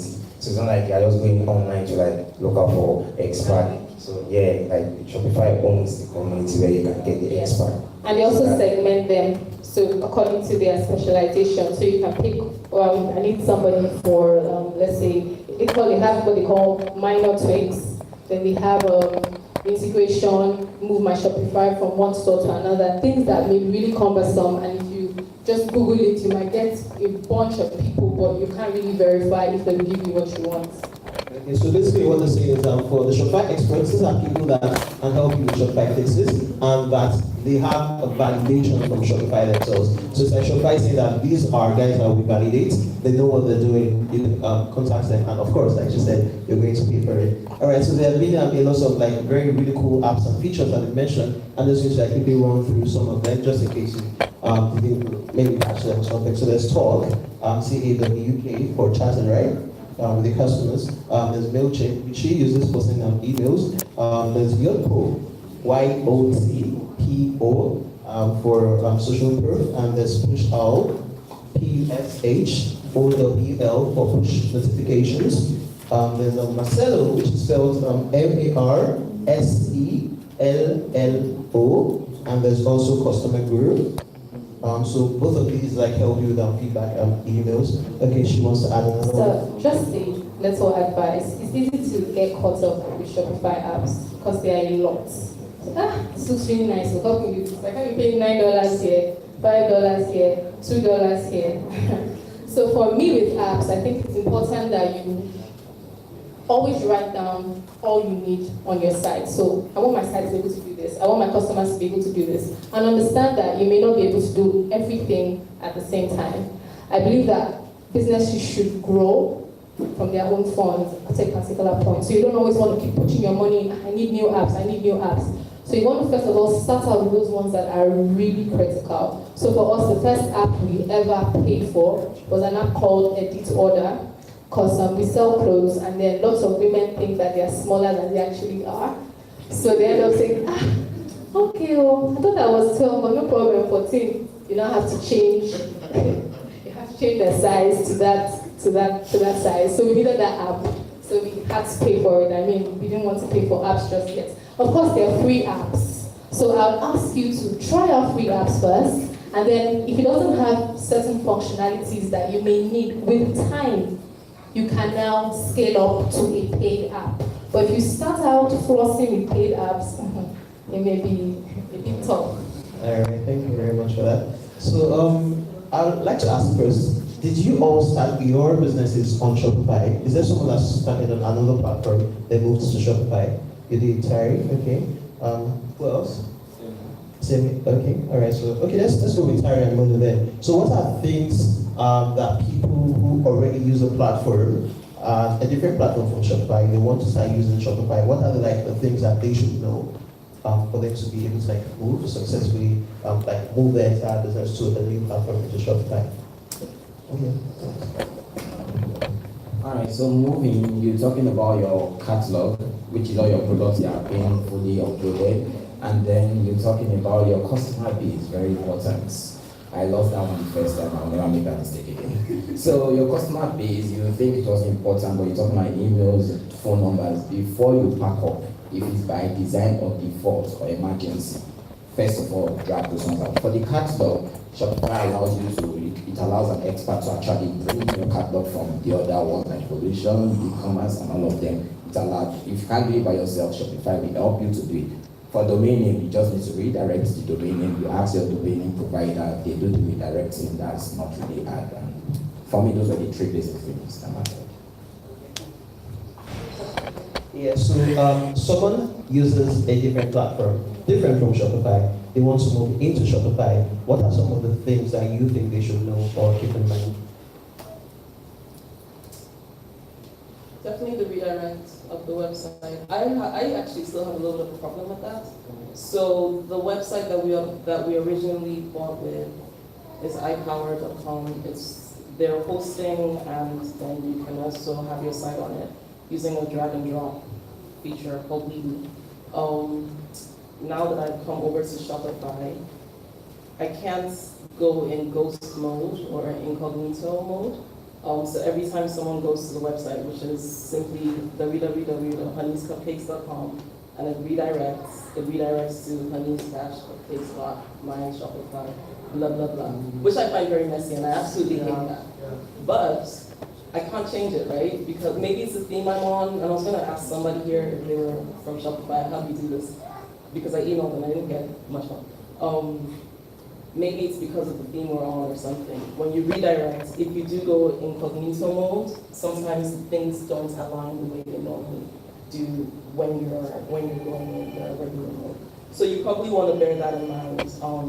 Because I loved everything else about Shopify, I stayed with it. But in the beginning, I thought about migrating elsewhere. But everything else was so simple and straightforward that I just stayed. But it irks me every time that I go to the website that I see www.hands-blah, blah, blah. I don't even remember what it is. I'm sure there's a fix for it, and I think Okay, let me mention that I think many of us might actually notice that Shopify apps are not like, unlike other, let's say WooCommerce on WordPress, for example, on other platforms, you just pay a one-time fee for apps. But on Shopify, it's every month. So if you are not doing, like I think you mentioned, if you are not doing numbers, just stay away from paid apps. Like, then at the end of the day, you are just paying a lot of money. Like, your fees might be up to like $1,000 every month if you are not paying. Like, yeah, it actually depends on what type of business it is you do, how complex things are. So like, yeah, like, so you can get that expensive. So I think the main thing to take out from what he's saying exactly is that you should scale your expenses as you grow, kind of, right? And depending on how complex your website is, like, I'm actually not surprised at all. There are like some pretty big complex websites that run on Shopify, and the costs for apps and maintenance and all of that can run into that. But of course, when they talk about the revenue and income, I'm sure that it's like makes sense for them to pay that much. All right, so let's go to you. What are some of the mistakes that you see a lot of Shopify users make, and that you think, like if I'm just basically to reiterate what he said. Okay. Stick to what you can afford and what you need. Do not go and buy something that you, I don't want to say regret now. Yeah. Well, you can say it. All right. So just stick to what Yeah. works for you. All right, let's get from here. So yeah, one more disclaimer. Apps slow down your sites if you have a lot. So you should know that also. They slow down your sites, especially if you're on a free plan. So like the more advanced your theme is, the more robust it is to sort of take that load. So when you're on a free theme and you're bombarding your store with apps, your site is going to be really slow. So if you do your like Google speed checks, you'll be like on 50-something%, which is awful. You're an e-commerce site. So yeah, pretty much the same thing. Careful with your apps. And then for me also, I think digital marketing and getting your business, getting traffic to your site. I think people just think it's just about creating a pretty site and uploading your pictures, but if no one buys, what happens? Okay. Yeah, so because we're running out of time, I'm just going to pick a few people at a time to answer like specific questions. So the next one we're going to ask about is selecting the right pricing plan for you. So there are like several pricing plans for Shopify. How do you select the one that's right for your business? So yeah, let's start from Tara. Yeah, you can pass if you want to. That's fine. Anything? First, I went with the free one because it was free. But then after that, it was about the team size, how much access I wanted other team members to have to the information on the back end. That was about it really. I always wanted to upgrade so I could get the abandoned carts automation, but then they made it free on the basic plan anyway. So I actually just started basic and then added on some apps. And kept my monthly less than $50. Okay, so let's say from Monday, what do you look out for when what do you suggest people should look out for when they're selecting like the right pricing plan? Okay, the basic plan is very good for everybody, but then you now see what the other plans are offering. You talk about gift cards, you have to go up. You talk about running like a marketplace. You mentioned speed and everything. A marketplace takes in a lot of things. You are dealing with a lot of vendors. You talk about the exclusive plan, which you will tell them your needs and then you'll tweak it for you. So I would say basically, if you're running a business and you want to be selling what you're selling, start with basic.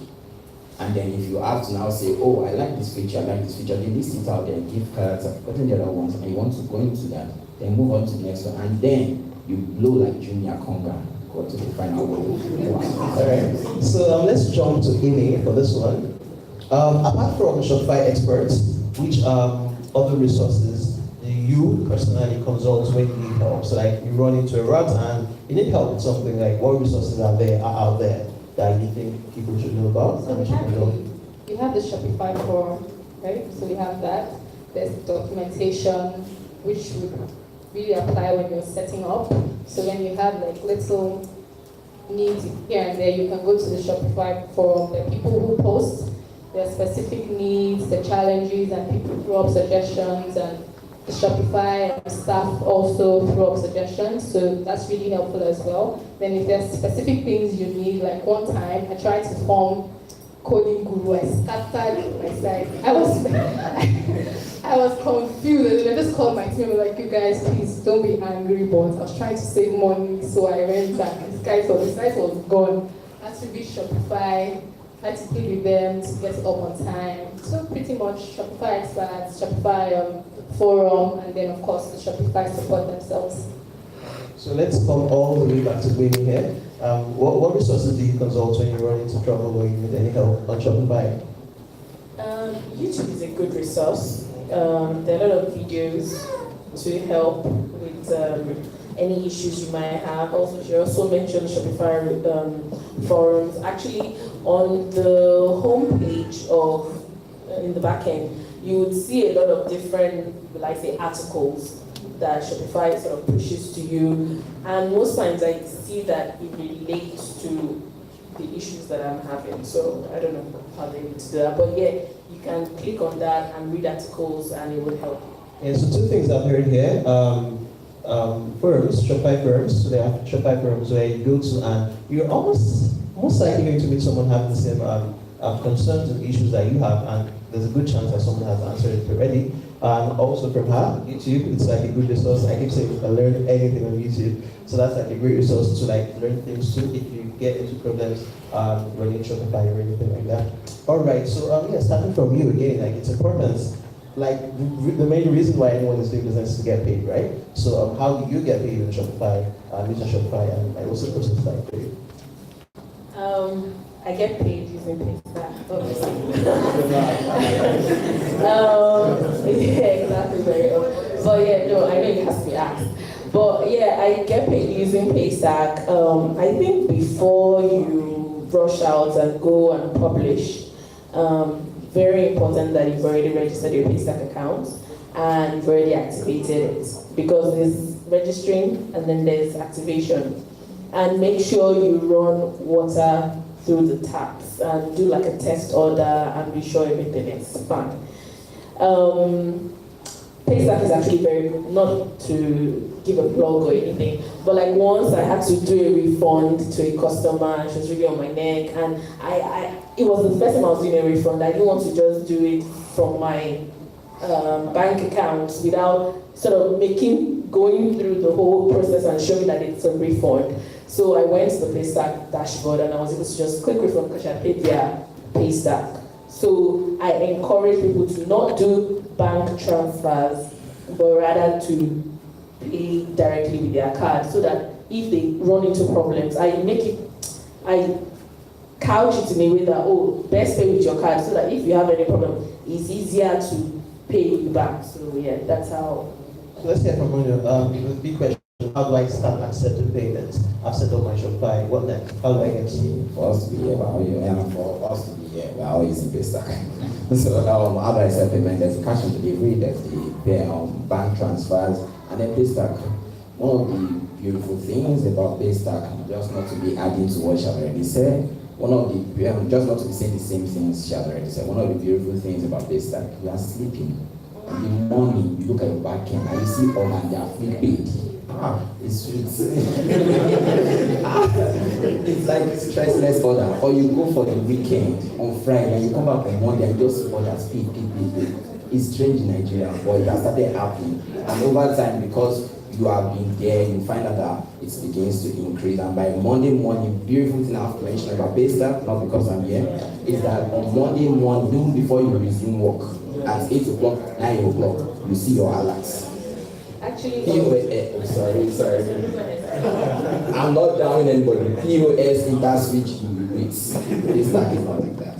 That's beautiful. Sorry, to add to that, again, not knocking pay on delivery or knocking it.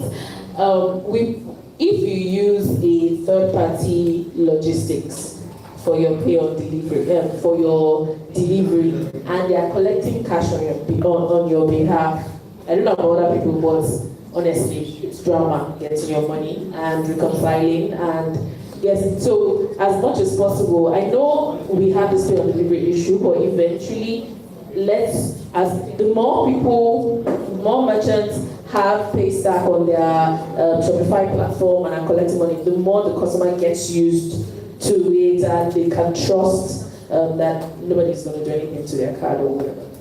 So currently, about 17,000 businesses use it currently. So which means that as you keep going, more people have met Paystack at one point or the other. So it makes it easy. They recognize the brand, and it makes it easy for them to be able to pay on the platform. Yeah, let's get the news, right? We don't do cash on delivery at all. Oh, at all? No. Oh, that's No, we don't do cash on delivery. You pay it first.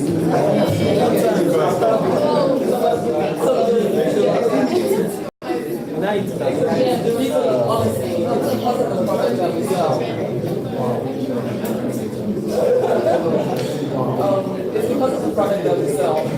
You need to know what you want and then place the order before we do anything. I like the automatic payment because then we don't have to chase people down to make the payment. You need to pay the day before. That way you can bake it whilst you're still asleep, and then you can get your cake at 9 o'clock in the morning. So I liked that about it, and Paystack does pay the next day, except for when it's payments on weekends. Then it's the Monday. Yeah, that's it. Okay, yeah, thank you. So, Ibrahim? Can I just the three you said earlier, we use cash on delivery, then we use Paystack for prepaid orders, and we use bank transfers to work. We are more into the bank transfers than Paystack payment, but we still get extra Paystacks to So for you bank transfers, accept the payments online and also pay on delivery. Okay, let's get it. Pay on delivery. We do not accept pay on delivery. Pay before delivery, basically. You said you were so much excited. We don't. We don't. We use Paystack and mobile transfers. It's called bank. Yeah. So we've been having a bit of an issue with customers who would place an order and then later on pay. So you have to go and start searching, seeing if they make payments. And for some that don't, they get that thank you, order successful, and they feel like it's pay on delivery. So that's just basically the issue that we've been having. So I was finding if we can sort it out. Oh yeah, sure, definitely. That's an anomaly, so it's not something that happens. So I'm surprised at that. So, but before you leave, there are anyone just grab someone wearing this t-shirt and grab them and make sure it's all before you. But it's cool. Yeah. All right. So Amy, let's head for me. So yeah, Paystack, bank transfer, and cash on delivery. Cash on delivery is horrible. No, seriously, it's horrible. You've lost a lot of money. And see, I needed to buy fuel. My fuel, it's my money. Or you're begging the woman. It's just, currently we use ACE. If you're in Lagos, sorry, I know this is Paystack, but ACE is fantastic. You should use ACE. So it's only ACE that makes the cash on delivery a bit lighter, but they only do Lagos, Abuja, and Port Harcourt. So as much as possible, if you can avoid doing cash on delivery, I would say you should. I really should. Okay, all right, thank you. So let's talk a bit about analytics. I think Amy and Ibrahim are big on analytics, right? So let's hear from the three of you then. When you check out your analytics on Shopify, so when you check out your analytics on Shopify, what are the key and top metrics that you look out for? So let's start from Ibrahim. Basically, I look at the product that is doing the most numbers. So because that's where you start from. You need to know which this is the product is really moving right now. Then I try to check out the region they're coming from. Is it coming from the north, the east, or where we are in Lagos? It's just basic. What I would say, why I would recommend you use, because there are two different types of like analytics. You can use like Shopify's analytics and you can use Google analytics. There are other forms of like analytics as well. But if you are not like really into what's it called now, this whole online thing, I would just recommend you stick with Shopify analytics because it's just pretty simple. You don't need anyone to like break it down for you, like for you to understand. They give you what you need to do. I think they also customize because there was this point I was experimenting on another Shopify like on the ground, just trying to test one or two things on the domain Shopify site. So I think they customize what you need to you. So if you are like, they notice you click more on the regions and the like after a while they will start bringing those like at the upper part of the analytics rather than you having to scroll to the bottom. And so the two things I check is the product that is doing the most numbers and where the others are coming from. So I know what to do on that. All right, thank you. So maybe in bullet points, what are the things you look out for? What are like key metrics you look out for when you check Shopify analytics? Okay, so I'll be honest. They all said they liked notifications. Yeah. I don't like notifications. It puts me under pressure because I mean, the day I'm not getting a lot of notifications, I start sweating. So I don't check my shop. I don't handle operations day to day. So it really doesn't matter to me. All I just want to do is ensure that we meet our targets at the end of the month. So I don't check if I'm having a stressful day. I don't check Shopify. I don't want to know. I don't want to see whatever I see when I see it. But in terms of analytics, we have a very comprehensive KPI sheet. Why? Because I think that for me, analytics work better when I'm able to compare. So I look at June versus July versus August, and I'm going to be able to see a trend. Was there a spike? And then for us in our industry, we notice that summer, your sales go down because everybody's traveling. Yeah, can you translate summer to Nigerian English? Well, I mean, I don't know, because I don't understand Nigeria where Okay, so that's like when I'm during the holidays. so like July, August, your sales go down because they probably have someone coming from America, an uncle, auntie, and they're not ready for you here. So yeah, but I think we look at sales, of course. We want to see our sales. For us, we want to see our returns. Because we do fashion, and then fashion has a really high rate of returns.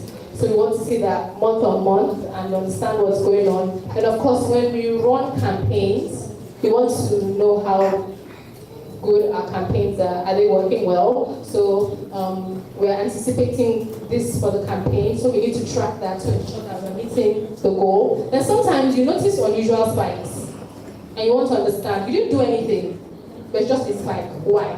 So you go on Instagram. Is there a particular outfit you posted? Was there a publication that had your company name on it? Something. And then try and see how you can leverage on that spike or replicate it another time. I think pretty much, really it just depends on you, what you're looking out for, what's your team, because we work in teams. What operations may be looking out for will be different from what marketing is looking out for, and they have their own KPIs. So everyone needs to sit on their analytics so that they can ensure that we're all on the same page, pretty much. Thank you very much. So let's get from in bullet points, like the metrics you look out for. So not waste time. One of those things is that when you start your store, Shopify actually analyzes you guys and analyzes your store. If you have traffic coming from Facebook, this and that, and it begins to bring up articles related to what you need. It tells you something like retention ratio, it tells you like read articles on this and that. I pay attention to those articles because that's what stretches one, and then you get to know more. Secondly, there's a feature which I not mentioned. Under discount, I don't know if people know this, you can actually create a link. Normally you say use coupon code Kinikon, and when you get there you get 20% discount. People don't know how to do coupon code. There's a link you can just send and tell you if you use this link you get 20% of Shopify and generates that link for you. So those two metrics in addition to what they said is very good.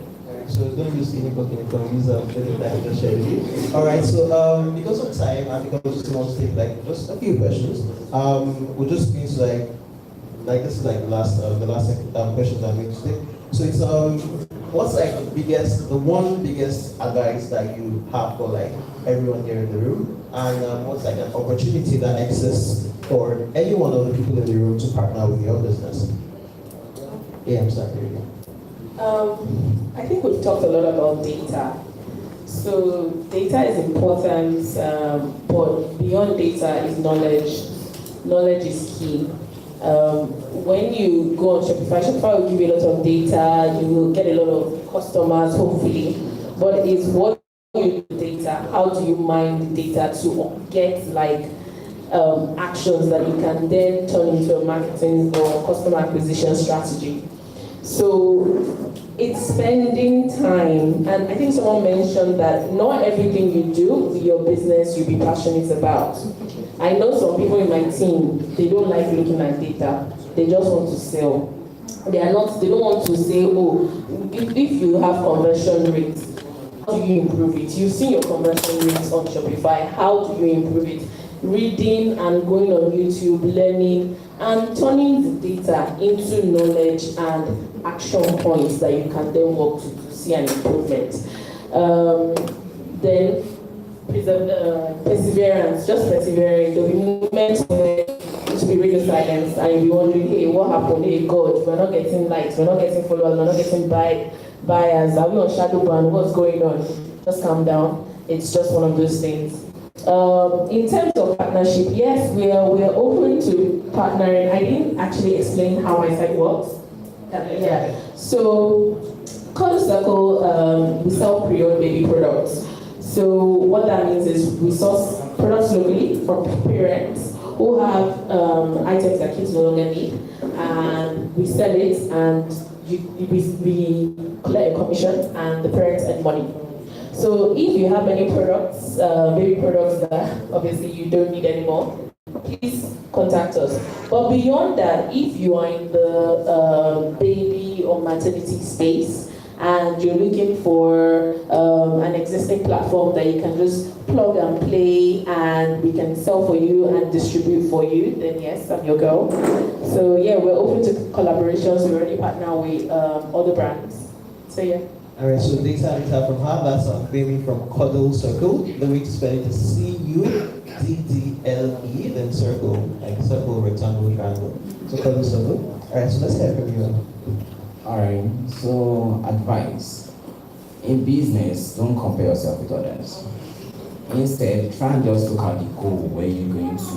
Most of the time, I will bet you your goal being international goal is the best. If you aim for the moon, you fall among the stars if you don't get there. So it always puts you ahead of them. And you see, when you don't try and compare with others, another reason, a practical reason, is that the time will come, if you are comparing with others, your mates are making probably 1.5 to N in the bank, and you get there, you get comfortable. But because you understand the goal was more than money, you keep pushing at that. So you begin to make much more than you need, or because of the goal. So one thing I tell people is, please have a goal, have a vision. Your vision will be big, it will stretch you, it will increase your capacity. You will become 1,001 things. And the beauty of becoming 1,001 things, not because you'll be doing the task, but when you are employing, the time will come like that you have to employ a team of over 20 people. If you don't have an idea of what you are employing, you do wrong employment. So that's what I'll just leave back. And in terms of partnership, we're always open to any kind of financial involvement. We do MMM by investors. Thank you. Thank you very much. Sorry. Three things, which may sound very new age, but the first I think would be to pace yourself. Pace yourself, know yourself and what it is that you're trying to achieve. So know your why, which every motivational speaker ever will say, but it's important to know your why as you pace yourself, and also to know your customers, right? So pace yourself because you're not trying to kill yourself because you're trying to just make money. Know your why, because if you're doing it only for the money, and the money is really great, so if you're doing it only for the money, eventually even that gets old, especially if you start to get sick and then you don't remember why you're doing your business in the first place, and that can also fail. And know your customers, because at the end of the day, they are the reason why you exist, So if you know your customers and you can meet their needs back and forth, then your business lasts longer. All right, thank you very much. Ibrahim? Yeah, I think I'll add to what she said about not starting out for money. I think, yeah, everyone here must have heard it before. Like, you don't start a business just for the money. Like, the interesting thing about it is, it's not like you don't make the money when you started off, like, wanting to make money. But it's better when you start something out of passion because you have perseverance when things get really tough. But if it's just for the money, there are like 1,000 things you can do to make money. Also, you probably abandon it and just move on to the next thing that will probably come easy for you to make money from. But if it's something you really love, the first thing is you love doing this thing or you love what the whole thing is about. So it becomes really natural when things are really tough. So most likely, like the chances of you being successful at it is really high. So that's what I was saying. I'll speak on behalf of the CEO when I say do what you love. We are a natural skincare brand, and basically everybody that works for my boss loves what we work on, who we represent, basically. And that's where it plays down to perseverance, because if you do what you love, you'll be able to persevere. So as at the time when you feel you're not making a lot of progress, you still believe in your product and work also on your brand as well. So as much as you love what you're doing, work also on your brand, because a powerful brand, no matter where you go, like the platform you use, people will find you. They will locate you anywhere. Even if you tell them, place orders on just websites, people will find ways. People that don't like going to web, they will find ways to go to that website and buy your products, basically. And partnering with us, we are a natural skincare brand, and we're looking for stockists because we are e-commerce. So if you feel like you want to partner with us, or it's something that you've been thinking of doing, just contact me again, and I'll give you our email. You can send us everything you need to know. I'll give you the information. Thank you. All right, thank you very much. So yeah, Amy. Okay. Yeah, like, so it's like your one big advice for everyone in the room, just one, like the biggest one you have.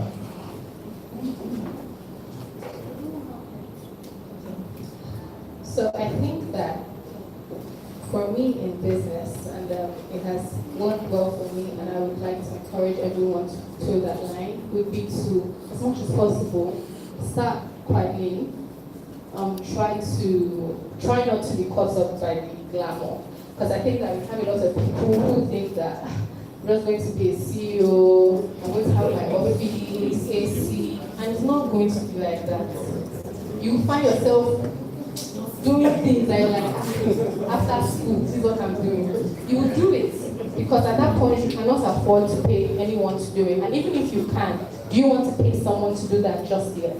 So I think you should start lean and plan your business to work without you.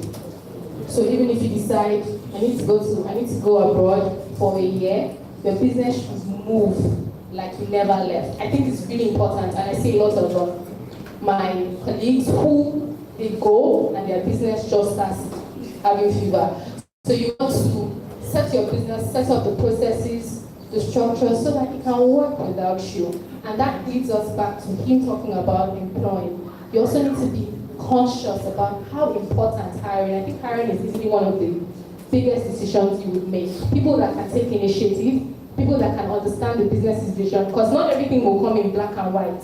So when it comes in purple, they won't be calling you, ma, it's in purple, what do I do? You should know what to do. So I think hiring, lean startup, so that you're not stretched, and plan for your business to run and exist without you. So even if you decide, I don't want to do this business again, I want to do something else, it can still run. It can be a legacy for you, and that would be fantastic. All right, thank you very, very, very much.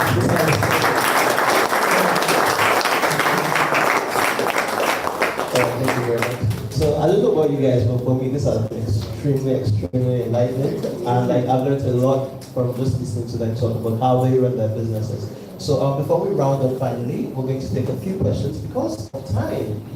because of time, we can only take just a few questions. So let's do 4 questions, please. I know that there are so many people. So I'm going to leave it to the people. Okay. So let's take one from here, one from here, one from here. Okay. So okay. So let's take that man at the back over there. Yeah. So like just your name and just reach the point. We know the name is Chimes. Yes, there's my from there. Okay, the name is Chimes. I think it's loud. I don't know if you have any Shopify representatives. No, currently we don't.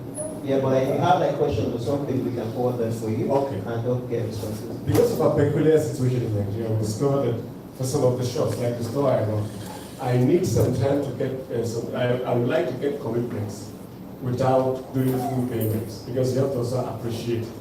I have been online for many years, and I don't still feel comfortable buying on a site that which brand is not yet mega. There are sites that some of us have bought things on some of the very popular e-commerce stores, and what has been delivered has been less than, in fact, has been differently from what you ordered. We ordered a phone from one of the wonderful platforms, and what we got was flipping. So, as a merchant myself, I also understand the position most of our customers are in. But to remove pranksters from the picture, people who place orders and you just discover that they are looking for a ritual, delivery guys that will move out. And sometimes because of the playing cards yes, you have to have such instances where someone tells you, you just wanted to know if you will come. Meanwhile, that's close to 1,000 naira. Now, what we do for outside Lagos is to call them by phone, and we have it on our website. You must pay a non-refundable commitment deposit. But doing it manually is not efficient. And look, is there a way Shopify can give us that functionality where we can do partial payments? The partial payment will be that non-refundable deposit. It doesn't make sense. We know we are dealing with a real human being who actually needs the product. So that if you send your delivery guy, this person wants the product. If they come back, he doesn't like it. Not that somebody is playing pranks and you are losing money on the delivery guy, because whether the guy delivers or not, you pay. So I think I understand your question. So what we'll do is, you remember I promised that we're going to send a follow-up email. So what we'll do is that this question, pass it along to the Shopify. I don't know if we're currently working on it. And then if they have a solution that speaks to what you want, then we'll let you know about it. Okay, as a follow-up on that, yeah. If Shopify can't do that, is there a way Paystack can give us a facility where we have partial payments? Yeah. Okay. All right. So before we round up this event, I'm sure who's the CEO of Paystack is going to come to say a few words. So I'm sure he'll probably talk on that. So, all right, thank you. So 3 more questions to go. Let's take that lady at the back there with a Sprite bottle. Is it yeah, you. Oh, it's Sprite. Hi, good afternoon. My name is Bear. I work with Top-Trade. So currently, we do our business just from Instagram and place orders on WhatsApp. I know someone talked about it. Hello. So currently, we just do business on Instagram and orders are placed on WhatsApp. So based on the experience anybody has, and we talked about customer behavior and all. So can anybody give an advice on how that moves? Because it's not, sometimes we just want to talk to you as place order straight, but having to tell them go to a website. So that transitioning, can someone give like a practical experience of how to manage people going through that process so I don't lose any customer and having to click somewhere else? So who wants to take that?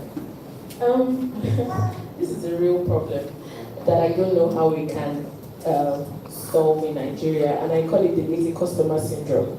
So, and it's because there's so many people transacting on Instagram that people are used to it. They actually get upset when you send them a link and say, I just want to buy it. We still had one yesterday.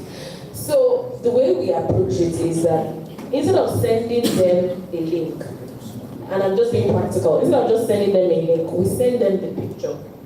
So we screen grab, send them the picture, and then tell them, do you want us to place the order for you? Or you place the order yourself. The first time they will usually say place the order for me. So we get them to send their name and whatever. But we always do all orders through the website as a control thing. Every order is done through the website. The second time the person is placing an order, if they are happy, they will actually go to the website. Rarely have we seen that same person say, "Oh, place the order for me again," because now they kind of trust your brand and everything. I think eventually Shopify will get to the point where you can have, and I think it happens already in other countries, where you can then have like a buy button on Instagram and Facebook. It already exists in other countries. Yeah. So I think she asked. Yeah, someone mentioned that we have the Paystack buy button on Instagram and Nigeria, Naira. Yes, Arab Essentials, yes, in Naira. I don't know how they did it, but I'll eventually find out, but our CEO has it. So we check Instagram, yes, there's the Paystack in Naira. Okay. Yes, it states how much. Does she live here? She actually lives here, but she just traveled out. Because I know someone that has that, but the way they were able to do it was that she lives in Geneva. Okay. So she manages an online store in Nigeria from outside the country, and because where she lives has that functionality, she was able to do it. So that's why I'm asking that. Maybe she lives in Nigeria, so but probably if you ask me, I'll find out and then I'll let you know. And for the WhatsApp to website, basically your brand has to be known in a way that customers will do anything to get it. In my own scenario, I had to do customer service, or let's say customer experience, and then telling customers to go to the website is one serious thing, especially for WhatsApp, because you have to go step by step. And although the website is extremely simple, just click on what you want, go to checkout, then payment options, and voila, you're done. So we just explain it for people that are not internet savvy to them, and eventually they actually do it. So it's just really your brand. Just work on your brand. Alright, so quick one. I believe when you say Instagram, they see your products on Instagram. Yes. Okay, so the practical thing we do, like she said, basic customer syndrome, if you don't have a big brand. So what we do is, you come on board and say this, and then we tell you, send your details, we will create the order for you. But for more exciting variety, kindly check this. Many a times, 90% of the time, they go and check. But you see, the link we send them, you are asking for a shirt. We don't send you home page. No, we send you the shirt. And because all of these things have been optimized, and the very best products are there on the first link, many a times, they bring second order, third order through that link. So encourage them to go to a link where you have more exciting things and use that language to get them there. All right, thank you very much. So let's take questions 3 and 4. So one more question from this cluster, and then one final question from this cluster. So let's take them out wearing the face cap. Okay. Yeah, there's a mic behind you. Yeah. My name is Olande. Actually, I have a dozen of questions. You have to like pick the most important one to you. So that yeah, the one they are responsible. Yeah. So the question I think that they will be able to answer. Just I'm going to kick off with the. Oh no! Yeah, no. It's still. Yeah. So just digital marketing aspect. I yeah, on the retargeting on Shopify. Okay, the ability to retarget. I'm sure a couple of us here will go on Jumia or Konga, and you just win the shop, I just wanted to know the price. And the next thing you just let me get back to my Facebook and stuff, and the next thing they are launching you around with the same exact things that. So I want to know that Shopify has that capability, to retarget, using the details. All right, thank you very much. So let's Can't I in? No, it's actually sorry because of the time. Like we'll actually still the whole time. So let's have a moment to answer the question. All right, thank you very much. Okay, for retargeting, most of the social media, which is Facebook, Twitter, and Instagram, they have it. It's on the back end, but for Shopify, because that's what you are requesting for. Abandoned carts is one of the most important metrics for retargeting. And there's an app, I don't mention that earlier on because it's a pay app. Shop Message. You pay about $100 every month. But the good thing is that instead of just sending the typical the typical abandoned cart message as an email, which people see emails and many times they don't even open the emails. This app will actually send it on Messenger, send them the products that we're dealing with, and tell them you forgot something. And they say thanks or no thanks, which is automated. But immediately you find out that they respond, you pick it up from there. And that's what I was talking about, your marketplace. Automatically start marketing. This thing is not bad. This is this. And because somebody talks to them, we found out that our abandoned cart ratio went up to 20%, which is very bad for industry standards. All right, next short message. Short message, yeah. Yeah, sure. So retargeting is done via Facebook. That's Instagram and Facebook, the same company. But you can't retarget if your traffic is below a certain amount. You just waste your money. So retargeting works, that's why it works for Dreamy and Conquer, because they have a lot of traffic. So retargeting only favors you when you have a good number of people that are visiting your site. And if you have kids as well, sorry. But if you have kids, like it will tell you once you've gotten to that traffic, to a good number, let's say like 5,000 or 6,000 visits in a month, and then you say, okay, it's a good time to then retarget customers so you can then do the campaign. all right, thank you. Ibrahim. Yeah, so it's not a Shopify thing, it's a Facebook thing. So even if you're on any other platform, you still target. I'm talking about this on the Paystack dashboard. So you get to see the people that try to make the transaction. So in some instances, it's that they try to pay, and for some reason they choose not to pay anymore. So you get that list from the Paystack dashboard. So you can see a list of all the people that have come to your website trying to make a payment but didn't eventually. So you see a list of everyone there, then you can reach out to them one by one to say, hey, this is me from this place, and would you like to place this order again or something like that? All right, so I'm taking the one final question. I think there was someone that wanted to ask a question from this scenario. Oh, yeah. Are you still sure you want to ask? Okay.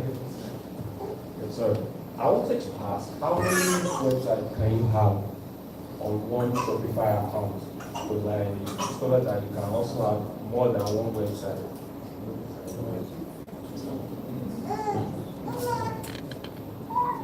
So you can only set up one Shopify. That's not true. So how many? On the same email. On the same. Exactly. No, he's asking for a domain. You can have multiple websites, but more different domains, right? So what I'm hoping you're asking about domains on one account. On one Shopify account. Yeah. You need to split your message. Is it on the plan or account? All right, so because there are lots of yeses and no's, I'm going to like check this one. Or is there someone that thinks that they can answer this authoritatively? Like you're sure you can answer authoritatively? Someone that will probably. You said? On this same question. Yes, okay. Like, do you currently run more than one website on one Shopify account? The mistake is that's not the correct situation. You can point 5 domains to the same store, but it's still one website. One account can have 50 domains, but all the domains will be pointing to that same store. Like mine, you may have some domains pointing to this, have this pointing, like our site is called Dual Cycles. You can choose to register paystack.ng if it's available and point it to that same place. On that Shopify, this is good for certain campaigns you want to run, like advert, but it's still that one website. Okay, yeah, so eventually it's still tying one business to Shopify and then redirect once to Shopify and then redirect to your own website. Oh, okay, yes. So, sorry, I just want to say something. Okay, sure. Like the final one. It's like the whole process of it that's called domain masking. So you can basically it might be similar like domain names and all, but it's all redirects to one website. So essentially, it's one Shopify account. One All right. I think. Sorry, just a suggestion on that, because I think I'm sorry to intrude, but my suspicion is that what you are after is how do you go about having more than one. Exactly. Right? So, going by what I understand Shopify's requirements to be email address and phone number. Set up another email, have another phone number. Once you pay Use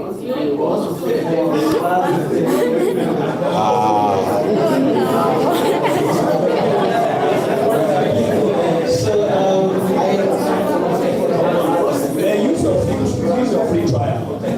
Yeah, but like free trial only lasts 6 weeks. All right, so thank you very much. So, hello, one house, please. Hey, hello. Oh, we're not taking any more questions for now. So, like after the event, because some of them have to leave now. So after the event, if some of them are still around and available, you can walk up to them and maybe ask you questions. And if they're paystack related questions, we can meet with me or anyone wearing this paystack t-shirt and ask them your questions. So like I'm really excited about all this, and I want to like really thank you to everyone that we invited that came, and to panelists so that have done a very great job of trying to explain to us what their Shopify experience has been like. So I'll give a round of applause for them, please.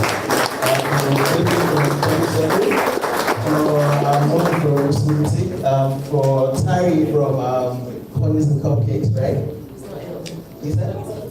Oh, okay, Mr. Fitz. All right, thank you very much for making it here. From Ibrahim from Meticulous, for Sandra from Arabic Essentials, and for Amy from Inigi. So thank you very much for answering our call and for being here and for sharing your Shopify experience with everyone here. So before we round up, we're going to say closes by the way, like, we love to do the Paystack. So before we round up, we're going to just invite the Paystack CEO, Shola, I can add to say a few words.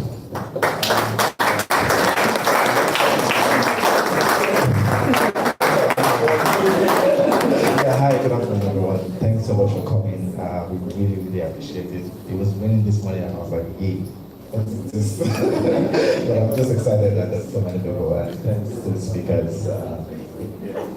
Oh, can you hear me? Thanks to the speakers, I really learned a lot. Thanks for coming. Paystack, I'm sure you all know Paystack, but just wanted to reiterate that we built Paystack because we wanted to make it easy for people to get paid. We know how difficult it is. I know we're not there yet, but I think we're making progress. Excited that we have more capacity to make progress, and we're just thankful that we have very interesting merchants. I'm really excited. The conversations today, I'm very excited for me. To answer the question, someone asked the question around so a really interesting angle. A lot of times people have told us about escrow, that maybe escrow will work and all that. I'm being worried that this escrow thing, like how do we manage disputes? If someone says no wrong thing, we really been worried about it. But I really like the angle where the person is making the commitment, and the customer knows that it's not I choose not to buy them. So I really like that angle, and we're really going to think about it. Just wanted to ask one question and just throw it out, and maybe 1 or 2 answers, and then we can eat and eat. So just wanted to ask, what can Paystack do to help you grow your business? And it's a very big question.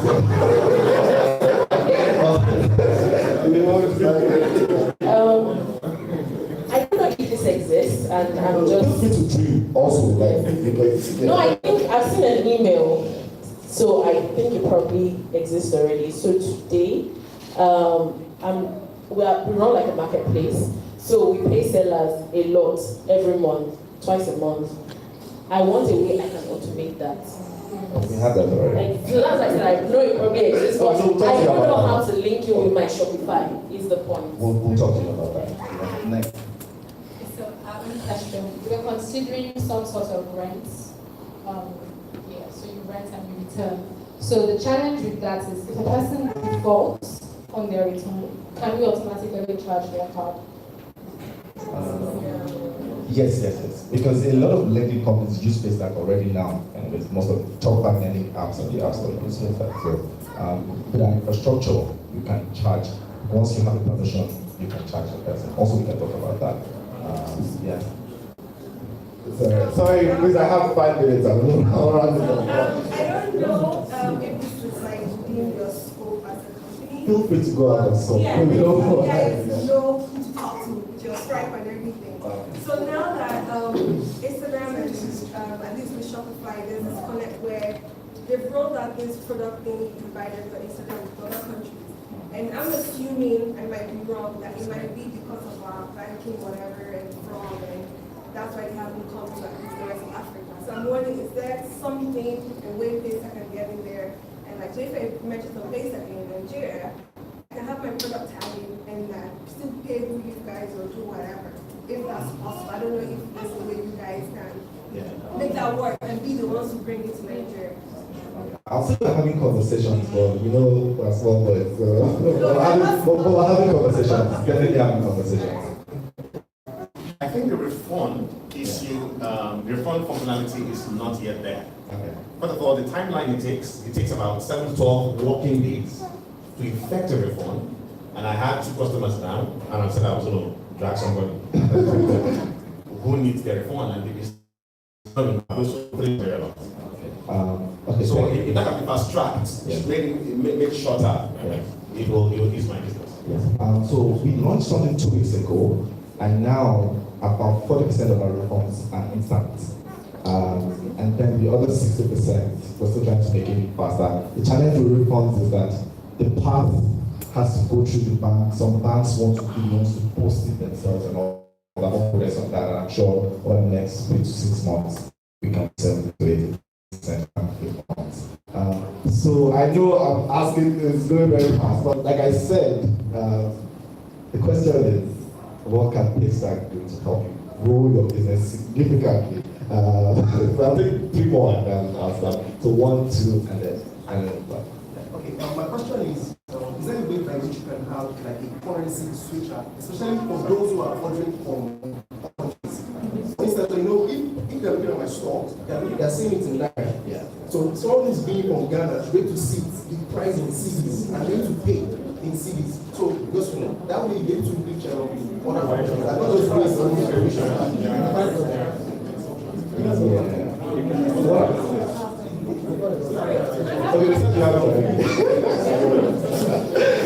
Okay, but I've looked at that. Service that has a different name using the same business account. That is if I'm into selling shoes and then I'm into renting houses. Yes, we have that.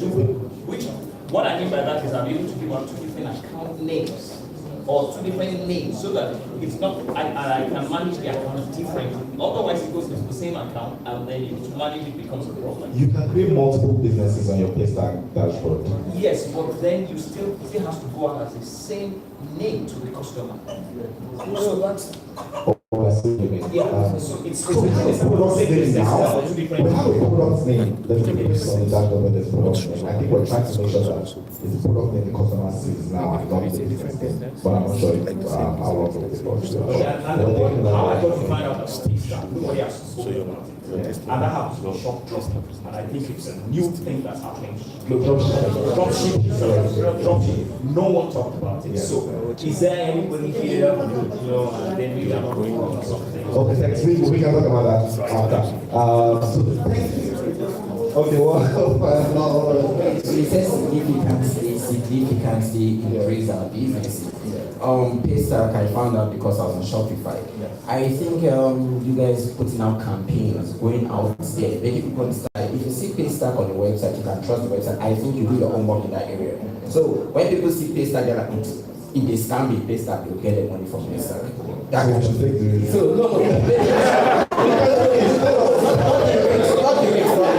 not the next person, but doing the homework for the customer, because that's what we lack, that's the middleman in Nigeria. So I say, okay, if I lose my money, I can hold somebody that can find this merchant. So if people can do that BVN or how the bank to your customers, and people know that, oh, Paystack is advertising this. If I see Paystack on this one, it is assured because they will never get that accreditation if you're not sure. That kind of thing. Yeah, cool. Thank you so much. Actually, we're thinking in that direction too. So I'm excited I'm happy I even did this because it just shows me that I was thinking in the right direction. So thanks to everyone for coming. Thanks for our speakers. Thank you so much. We're really excited for what the next 1 or 2 years will do.